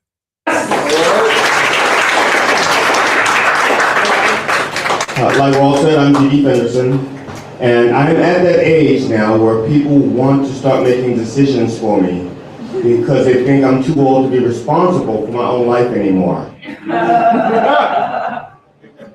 I went to a no-kill shelter because I wanted a puppy. I walked in and said, "May I help you?" I said, "Yes, I'd like a puppy." He said, "Are you sure? A puppy could live for 20 years. Are you going to be around to take care of it? Why don't you look at these older dogs over here? They need love and homes too." It's not that I don't like older dogs. I don't like being told what to do by strangers. I have a wife at home who can do that for me. So I leave without a puppy and an older dog, and I go home, and I'm in the yard and doing yard work, and suddenly I have an epiphany. Now, to my neighbors at my age, an epiphany looks just like I have a gas attack. Say it, watch, I can show you. Epiphany. Okay? Gas attack. Same look, my neighbors can't tell. So they don't know that I've just had an epiphany. And I just realized that I love animals. I love animals. But pets are work. So I don't want a pet anymore. I don't want a pet. I have woods around my house. I have animals that I can feed and spend time with without the responsibility, without the bills, without buying all this food, without the vets. I have tons of animals now. I can have a squirrel or squirrels, blue jays, cardinals, raccoons, possum, deer, bear, fox. I can have anything I want. Why serve one fucking puppy? With all that debt. So I decide, yes, I'm going to have animals. This happened last time too. Okay. This happened last time. I don't know if there's like amount of time that it will only share before it, like I don't know. It happens every time. I guess I get to a certain point and it's like, we can't take anymore. No more sharing. What's it called? I have to find this now. I have to find it again. Darn dag nabbit. Let's see.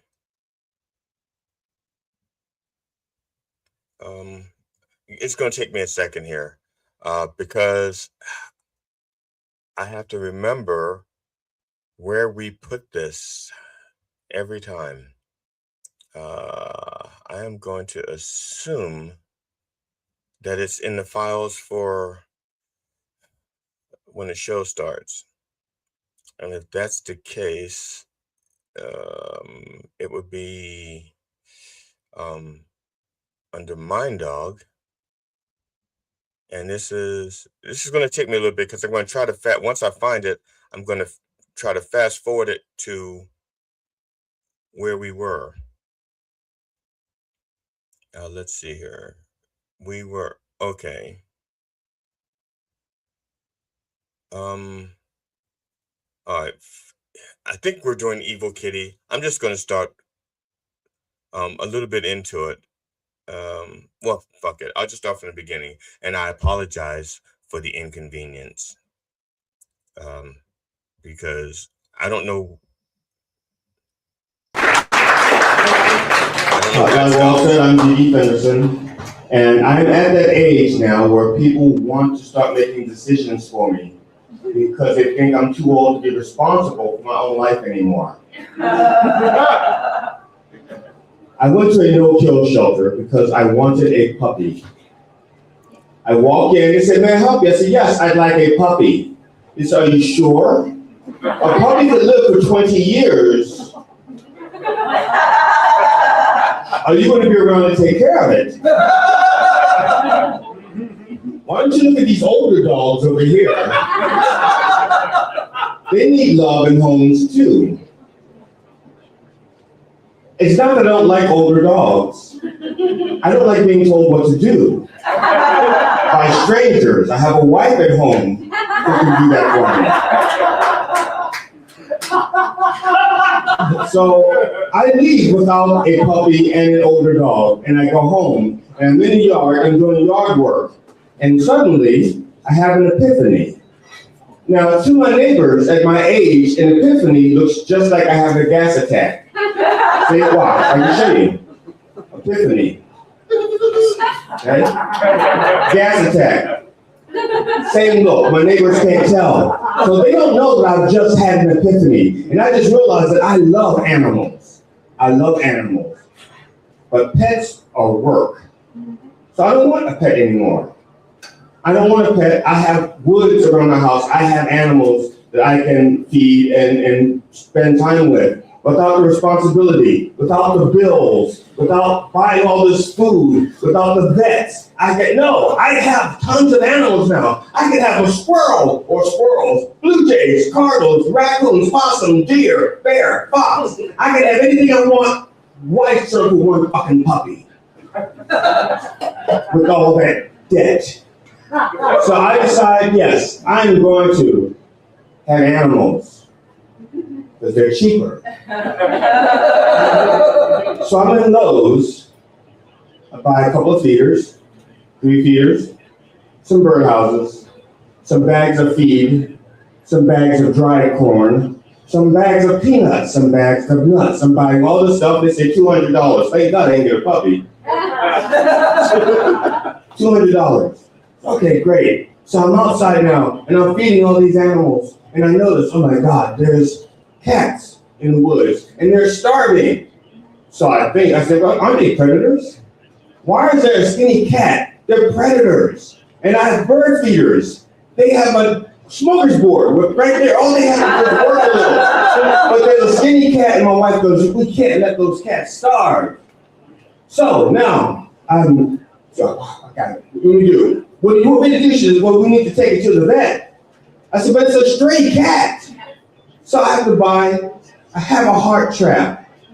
Thank God I don't have a pet and have to spend all that money. So I just spent $100. Now about a trap I will only use once. Trap for one cat. Trap the cat, take it to the vet. $700 later. Whoa. Yes. Thank God I don't have a dog, right? $700 later, we find the cat a home because we can't take the cat because we actually have a cat. But this cat turns out has AIDS. Yes. We say the one cat is just out there getting pussy all the time. Thank you. I don't. So. Was that the 1 minute light or the no more minute light? I don't speak Hebrew. What's this? Shalom, my friend. To be continued.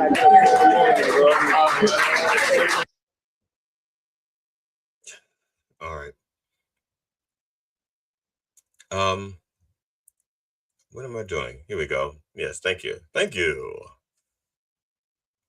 Before I present Kevin's artwork, sent me some more so, and it's very fitting now because of that piece we're talking about my love for animals, wanting animals but not pets because pets are work and pets are expensive. So, I still have not used that trap again. I bought the trap to trap one cat that we couldn't keep. Matter of fact, that cat just died this week. Literally, I kid you not. This week, just that cat that I talked about, the one that had the AIDS, died this week. His name was Einstein. I named him Einstein. Actually, I named him Einstein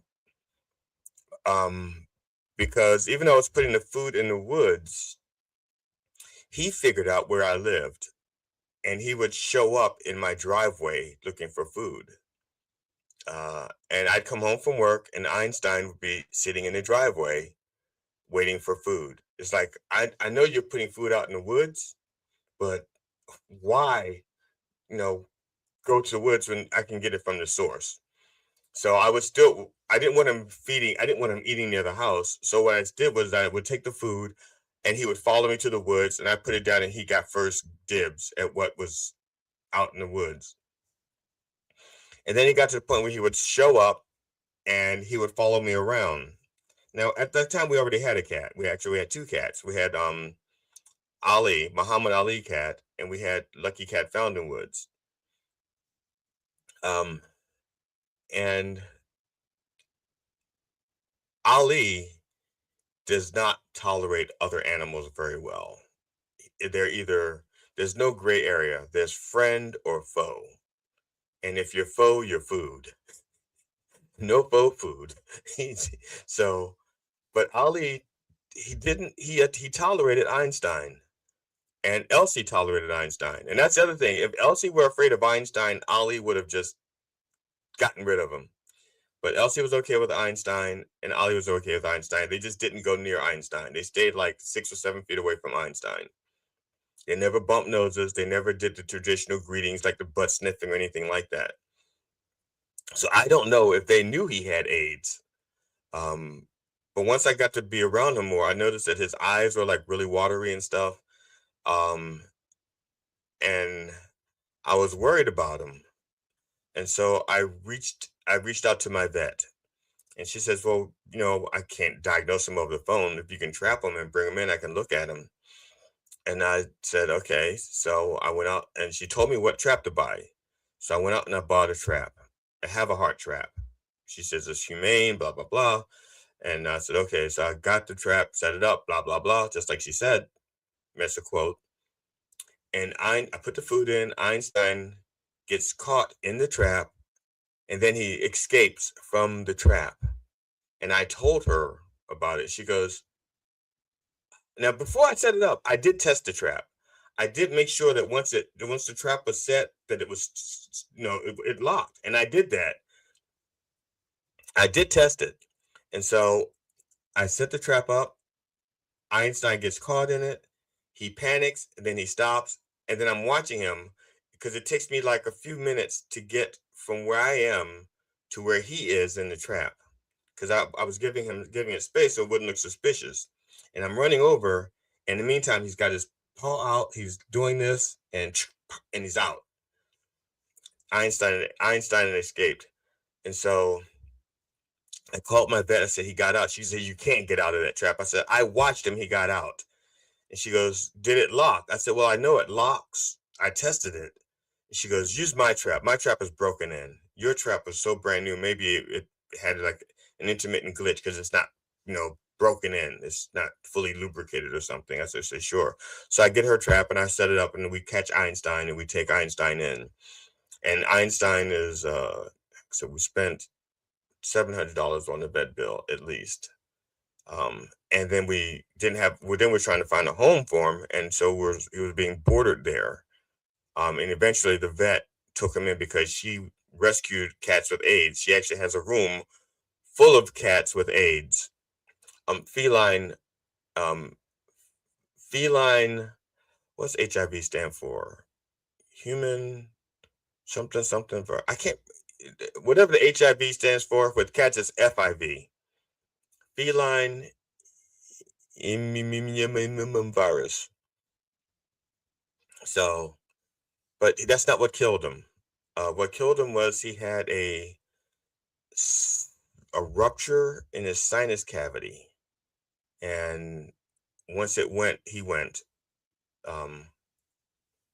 So he just died this past week. That cat that's mentioned in that story, the one that we spent so much money. But he had a good life.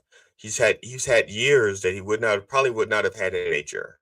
And he was surrounded by other cats that had AIDS, so he wasn't alone. And they cuddled together. Like I said, my cats would not go near him. Like they probably knew he had AIDS. I don't know what a cat with AIDS smells like, but my cats, because Elsie bumps heads with we have two stray cats, Buster Moves and Billy Eyelash, and Elsie bumps heads with them. She touches noses, so they are different than Einstein. She could tell the difference, I guess. So cats who don't have AIDS can identify cats who do have AIDS. I'm thinking. I don't know. I'm not a vet. Okay, so here's some more artwork by Kevin, Heavy Kev, and he's added. There's the hawk. There's there's our vulture, our deer, owl, fox, raccoons, cats. I like the fact that the cat has wings and that the groundhog has a compass. Well, this is good. Okay, this is beautiful artwork here. And now I have choices to make. Let's see. This one is, even looks like they have dog bit. What's he have? Okay, this is strange. The one raccoon looks like it has a mouse trap. Okay. The groundhog has a spear or a pin with a nib on it. Calico cat. That kind of looks like Billy Eyelash is a calico. The possum has a sword. Oh, this is good work. This is good work. So thank you. Again, they're gonna have to. So I have less things to look at. Let's remove this from the studio. Okay, we have a half an hour left in the show. I don't know how much more time we have left is what I have here, but whenever I stop, I'll stop. Because it's like 11 minutes of material to look at. So whenever we stop, we stop. The next one is, again, this is an open mic, and it's from a piece that I have yet to perform for a show, so to speak. So, and this is from 2023. I did it there. I've probably done it a couple of other times at other open mics, but this is the first time I did it. And I did it at Give a Hoot open mic. And oddly enough, that night, the audience was about 3/4 Jewish. And I'm only mentioning that because of the way how this piece was written. It was written based on a news article that I read around Valentine's Day. Matter of fact, it was about, I think it was around Valentine's Day. This happened around Valentine's Day, if not on Valentine's Day. It's an actual news story. And so I wrote up that piece, most of it, and performed it here at this open mic for the first time. And hopefully it'll make sense to you, okay? Let's see here. Give a Hoot Open Mic 2023. Hate is expensive. 3, 2, 1. Oh, I'm sorry. Couple Let me restart that. was arrested in a plot to blow up the Baltimore. Okay. Here we go. A loving couple, a loving Nazi couple, was arrested in a plot to blow up the Baltimore electrical grid. I feel bad for them because I have experienced my Valentine's Day being thwarted by law enforcement as well. Of course, my wife and I were just trying to have sex on the beach. These people were trying to blow up infrastructure. I was just trying to get a blowjob.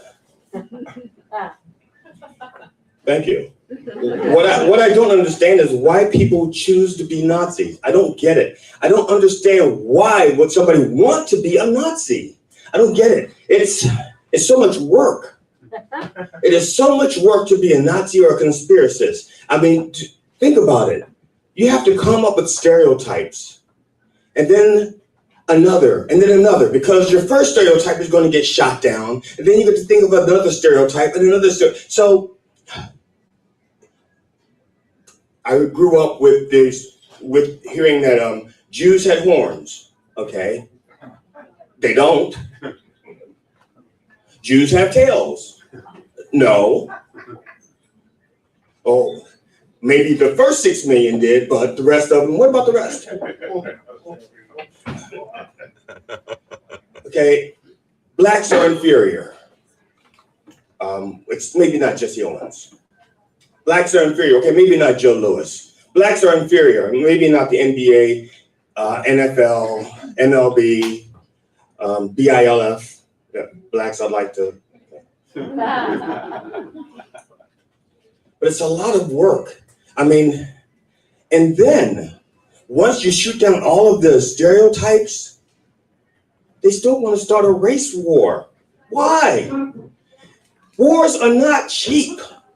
Wars, you can't just go to the store and buy an instant war. It's like you're going to go into the food section and it's like Aunt Jemima's swastikas, or you have to go pick up maybe Uncle Ben's.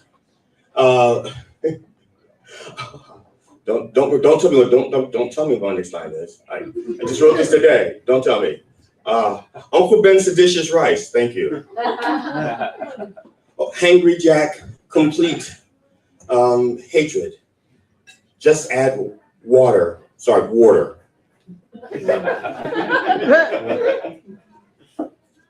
It's just such hard work.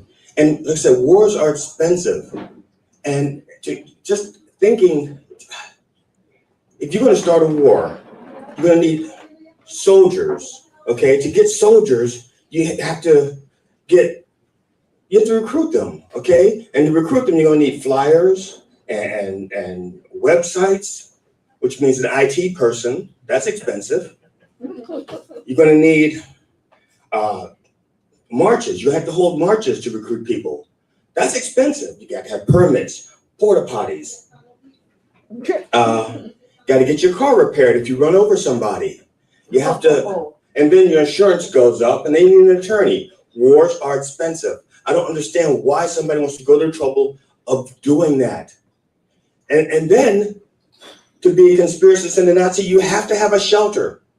You got to have a shelter and an encampment, which means you got to have land. Expensive. Land is expensive. And then once you get the shelter and you have it built, you have to keep it stocked with food. And I mean, not even good food, but ready to eat meals and batteries and flashlights. And then you have to take all of your assets and turn them into things like cash and gold and gas and eggs. War is expensive. I don't get it. I don't understand. Why would they put themselves through this when they could just have peace? You know, just they can have peace. And for 5 payments of $489.99, they can send their checks to SoGDFunny.com. I just don't understand. I just don't understand Nazis. I don't understand hatred. I don't understand those kinds of things. But okay, I've done enough of that. I've got it out of my system. I do want to apologize though, because I don't do dick jokes. I feel like I need to let you know I don't do dick jokes. I do thoughtful penis commentary with a humorous bent to the left.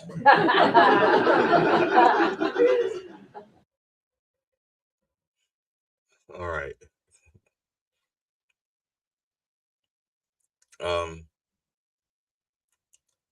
There. That was like I said, that was the first time I did that. I haven't done it in a show. One of my, produced shows, like I have not inserted it into one of the 1-hour sets. I've actually started rewriting it. The premise is still the same, that hate is expensive. So that was the first stab at it. I like the concept. And so there's some parts of that I'll probably keep, but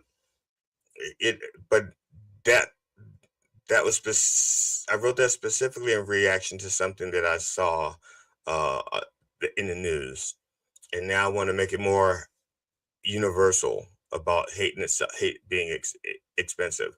Now I have done, I think 2 or 3. I think I've done it 2 or 3 times at open mics since then, but I haven't done it for well over a year or 2. So it's been a while since I've done it. I have to work on that one if I'm going to bring it up to date, bring it up to snuff, make it worthy of a show, may turn it into a nice chunk or a nice bit. But yeah, that's that one. Rebel Gas. Now, sorry, I was trying to make sense of something I read in the chat there. And Anne is on her way out. Thank you, Anne. Look, thank you for listening. We really appreciate you. Hopefully you can stop by tomorrow. We have about 20 something minutes left in the show, and I'm going to finish with the same song that I did yesterday. The video still isn't finished because I was busy. I was so busy that I forgot to set up the stuff for today's show. That's right. So this next one is from Funny Old Farts 2026. It's not the most recent show I've done, but it's this year. I've got a few shows I've done since then. Now, when I say shows, I mean like I've done 45 or more minutes. I don't count feature slots as shows when I'm counting the things I've done. I don't know why. I guess I should count anytime I'm getting paid. But here's the rub. Even when I'm headlining, if I'm producing a show, I may get paid, but I'm not making a profit. So, all right. This is Funny Old Farts, and this is old. So this is kind of like, oh my God, that's right. The thing I did earlier, the one from the Evil Kitty open mic, that bit that I did there is actually, I do a bit called Get Pop Papa Goldfish. And the first, that's actually 3 sections. Get Pop Papa Goldfish. In the first part, the first section, which I've done a few times and recorded and so forth, is with that's when the kid, they're equating. That's when you first equate me being old with being a 6-year-old child, and I want a dog, and they're just saying, well, you're not responsible anymore. Get a goldfish. That's the first part. The thing that you heard in that open mic was like part 2, where, okay, fine, I don't want a puppy. I'll just take care of the wild animals. They're cheaper anyway. And of course, you learn that it's not cheaper. At least not the way I do it. So that's that. So Get Pop a Goldfish has 3 parts. And that was actually kind of like part 2. And I can't even remember what part 3 is. I can't remember it at all. So if I ever do part 2 and part 3 in a show, I'm going to have to like research it and remember what I did, relearn it, maybe even rewrite it once I relearn it. Okay, so this is called Old from Funny Old Farts in 2026. And this was at Stables. We've done 2 Funny Old Fart shows. This is from Stables, not from the other one was Church of Satire. Sorry. So here we go. Funny Old Farts in 3, 2, 1. Just a couple of weeks ago, a woman of whiteness walked up to me, and she says, "Your hair, it's so nice. Can I touch your hair?" I said, "Sure, it's February." And she goes, "Oh my God, it feels like yarn. Man, and your skin, black doesn't crack." I said, "You're right, black doesn't crack, but my bones are white."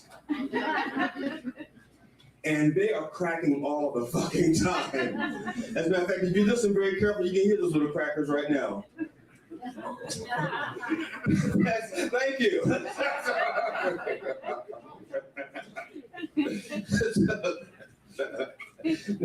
If you like that, I got another one coming that you're really gonna love. You won't be able to repeat it until March, but you'll love it. Now, okay, I'm not gonna. I don't believe in. In full disclosure, I have a set list on the back of my bottle. So if I lose track of where I am, I'll look. Okay, this is where it is. All right. I just want you to know, I'm not that thirsty. I'm not dehydrated. I'm just old. I'm old. And because I'm old, I don't have patience for young comedians. I don't. Especially comedians like in their 30s, because what they do is they tell old jokes. Okay? They go, and I don't mean an old joke like a man walked into a bar, he should have ducked. I mean an old joke like, I'm 30 years old and I have a weak stream. Really? Okay, at least you still have a stream. Okay? I will stand in front of a toilet for a week waiting for my stream. I have an arroyo. Anybody know what an arroyo is? Okay, I'm going to give a new word for those of you who have trouble urinating. If you ever walked into a field and there's all this grass, but in the middle of the grass is this path, a dirt path that meanders back and forth, like it looked like a river used to be there, that's an arroyo.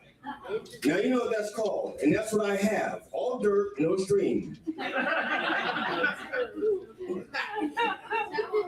See, young people don't get that. They don't appreciate fluidity because they just go with the flow. When you're young, your stream is like municipal water. You know, there's plenty of it. You don't worry about where it's coming from. Don't worry about where it's going. You can just waste it. Doesn't matter. In middle age, your stream is like well water. You still have water, the pressure just isn't as strong. I'm at that age where my stream is like getting water from a river with a bucket. Okay, I can still get you wet. I can still fill your tub. It's just going to take a few trips. Thank you. I don't. Well, there's sound delays. Like, I hope you're laughing at me and not your brother person. Okay. I'll take it. If there's a just so you know, if you're like talking to someone else and you laugh and I hear it, I'm counting it. Okay. So you just waste your time laughing at your friend. You might as well laugh at me because I'm not counting any fucking way. Thank you. Now, these young people, they don't know what old is. They have no fucking idea what old is. Okay, you're not old until you can start predicting the weather with your body aches. Okay? It's like G.D. Henderson and the vacuum weather forecast. Today we have stiff knees. The real field is like someone's digging out my patella with a dull spoon. We have birds. Your bone spurs are acting up. You ready for a draft? Sorry. Yeah.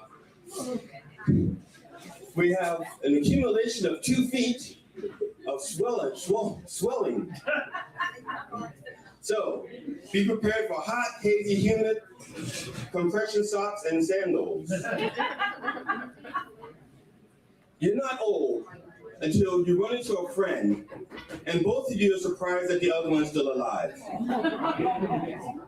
Okay? You're not old until someone says you put on your big boy pants and they come in absorbent and extra absorbent. You're not old until you get into the middle of a sentence. Yeah, that was it. You're not old. You're not old until your doctor, you say to your doctor, when do you want to see me again? Your doctor says, let's play that by ear. You're not old until you can't remember your kids' names, but you can remember their flaws. And you're not old until every time you leave the house, the vultures are right there waiting for you.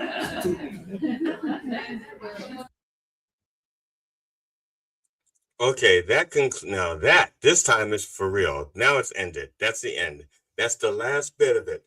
Yay. All right. Yay. You're free. You're free. You're free from my comedy. Yay. Now, I have an update. I have a Kevin Benson art update. This is in reference to Hate is Expensive. When I was talking about my audience there, it was like 75% Jewish. Oh man, I have less hair as a Jew. I think the yarmulke is pulling my hair out. I'm sorry. Nothing against my Jewish friends, but I'm good. If it means I have more hair, I'm going to stay a Gentile. So, and this one is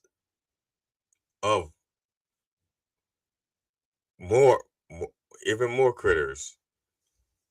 Possums, raccoons, squirrels, chipmunk. Is that chipmunk? Owls. This is. I didn't see the goldfish in the bowl. Okay, this is cool. Kevin, you do good work. You do really good work, man. So let's get this out the studio so I don't get confused. And there. So thank you so much for putting up with my explanations of my comedy.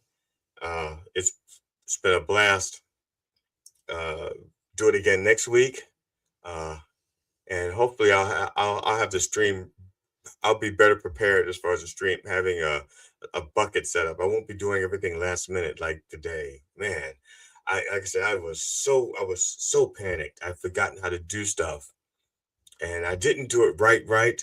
I didn't do it the right way, but I did it enough that if you were smart enough, you could follow along, or at least interpret what I was doing. And the regulars are just looking for the link anyway. So there. I forgot what the last bit was. Oh, it's about being old. At some point I started to crack myself up, and I was beginning to lose track. And I think part of it is when it says you're not old until, I think I wrote like a 10 you're not old until jokes, and I'm not doing all 10 of them. Obviously I want to do like 5 or 6 of that. And I started to crack up because in my head I knew which joke I wanted to tell, but in my head I mixed up the punchlines and the setups, and I laughed at myself for being so stupid. And then I had to like straighten them out in real time and on the fly. I think that's the way I remember it as happening. So that's it. That's all I have to say about that. We do not have guests tomorrow. As far as I know, we don't have guests tomorrow. I didn't check. I didn't look. But Matt will be here tomorrow, and maybe Ron Kane, and maybe Carl. We don't know. We have no idea who's going to be here tomorrow. But whatever it is, we'll plan on having a good time. And with you out there encouraging us, it's going to be fun. You help make it fun. Me sitting here talking to a screen, an empty screen, is not fun for me or for you. But when I get your feedback, and when I get to share something that's meaningful to me, like the comedy and stuff like that, I'm very, very, very appreciative. And if you're out there and you're listening for the first time,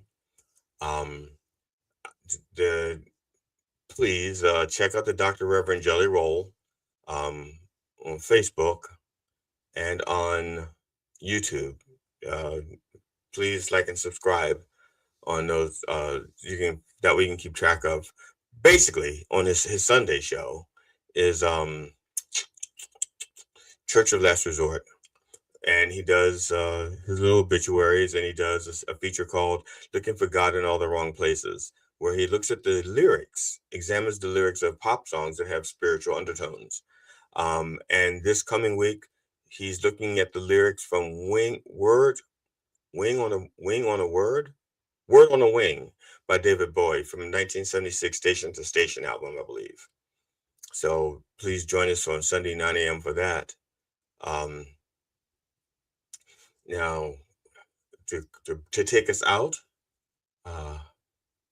and this is early still. I still got, because the song is only 4 minutes and 2 seconds long, and in theory, I don't want to do this until 11:26 or 11:25 to take us out. So we end at 11:30. If I play it right now, we're going to stop at 11:28. So I'm going to, let's see here. I got a new comment. Oh, Heavy Kev says Bowie, my idol.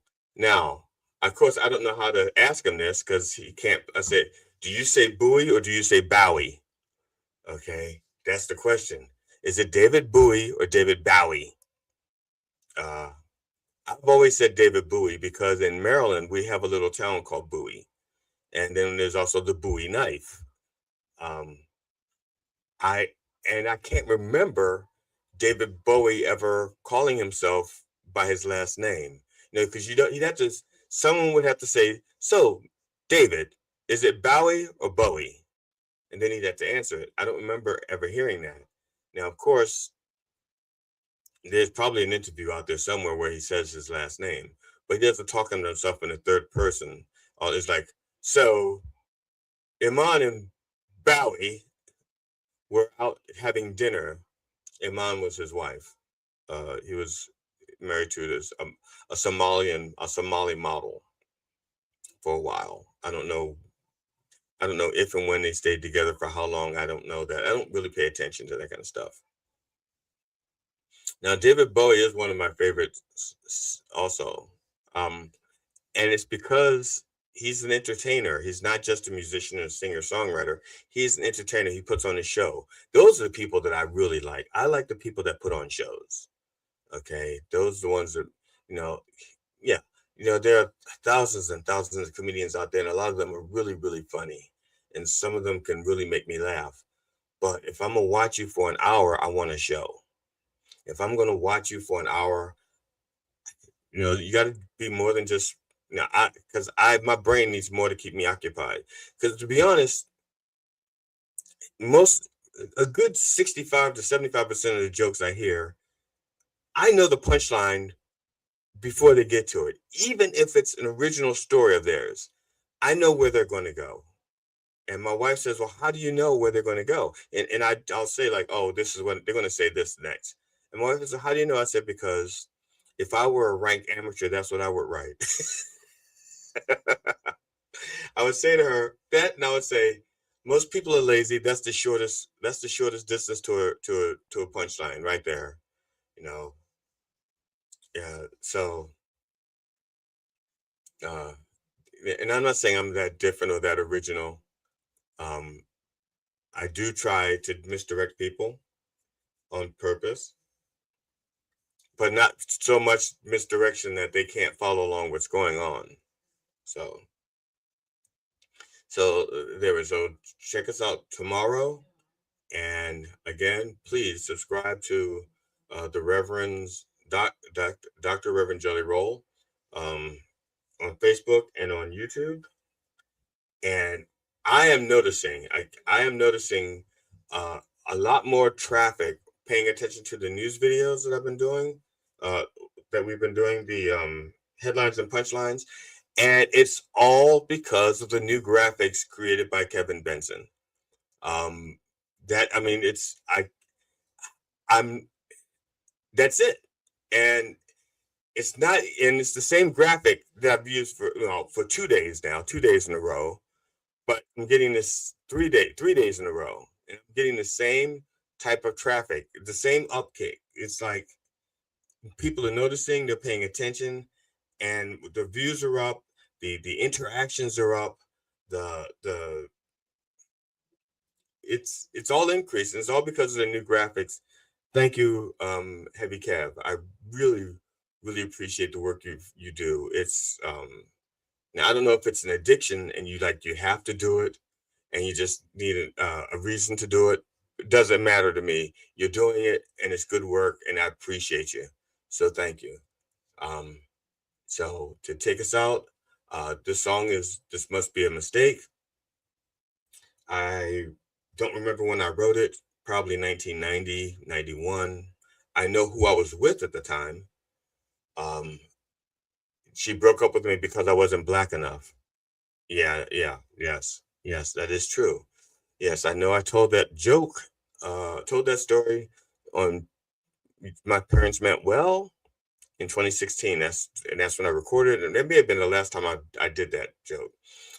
But yeah, this is the song. This song is about that person who broke up with me because I wasn't black enough. And so it's called "This Must Be a Mistake." It's an unfinished video. There's a lot of blank spaces where the video should be, but lyrics are there. So enjoy, and hopefully I'll see you tomorrow. Thank you so much for watching. It means a lot to me. Thank you.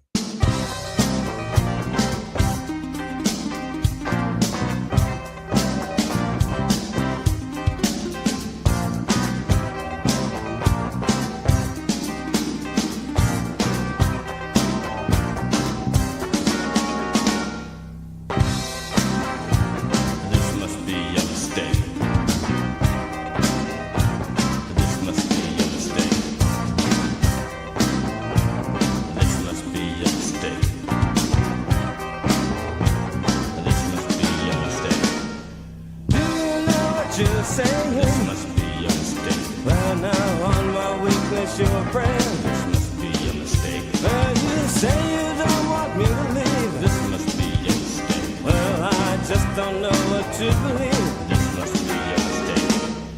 You don't want me around, you're thinking so much better. Once you get to know this man, you'll want us back together. I'll give all my heart to you. How much more can I take?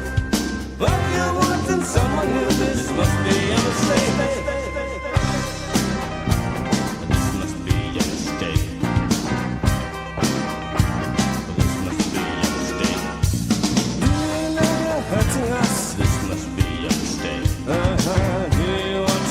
our trust. This must be a mistake. Well, have you forgotten what we meant? This must be a mistake. There's no time to find lost sentiment. This must be a mistake.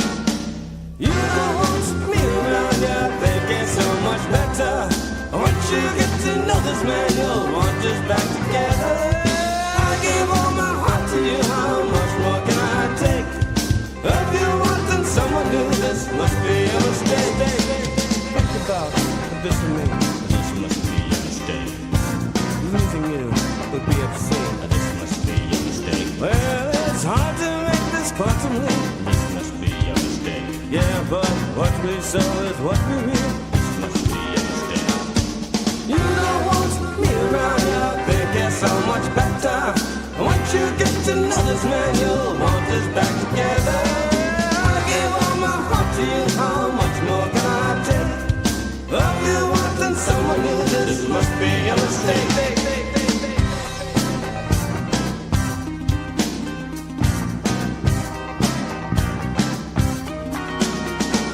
This doesn't seem so very smart. Must we go our ways? Because we're making both our lives a waste of yesterdays. Misguided by our own self-work and take our work away. So tell me, this must be a mistake. This must be a mistake. This must be a mistake. This must be a mistake. This must be a mistake. I said now this must be a mistake. I said now this must be a mistake. This must be a mistake. This must be a mistake. I said now this must be a mistake. I said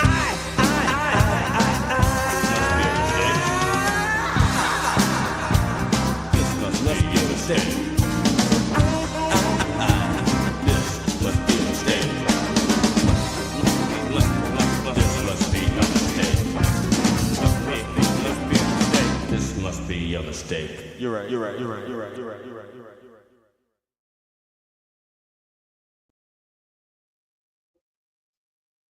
Go home. Go home. I have to be here. Somebody's got to hit the end stream button. That's my job. And then I have to stick around and I have to hit the thing that says generate clips. Sure, generate clips.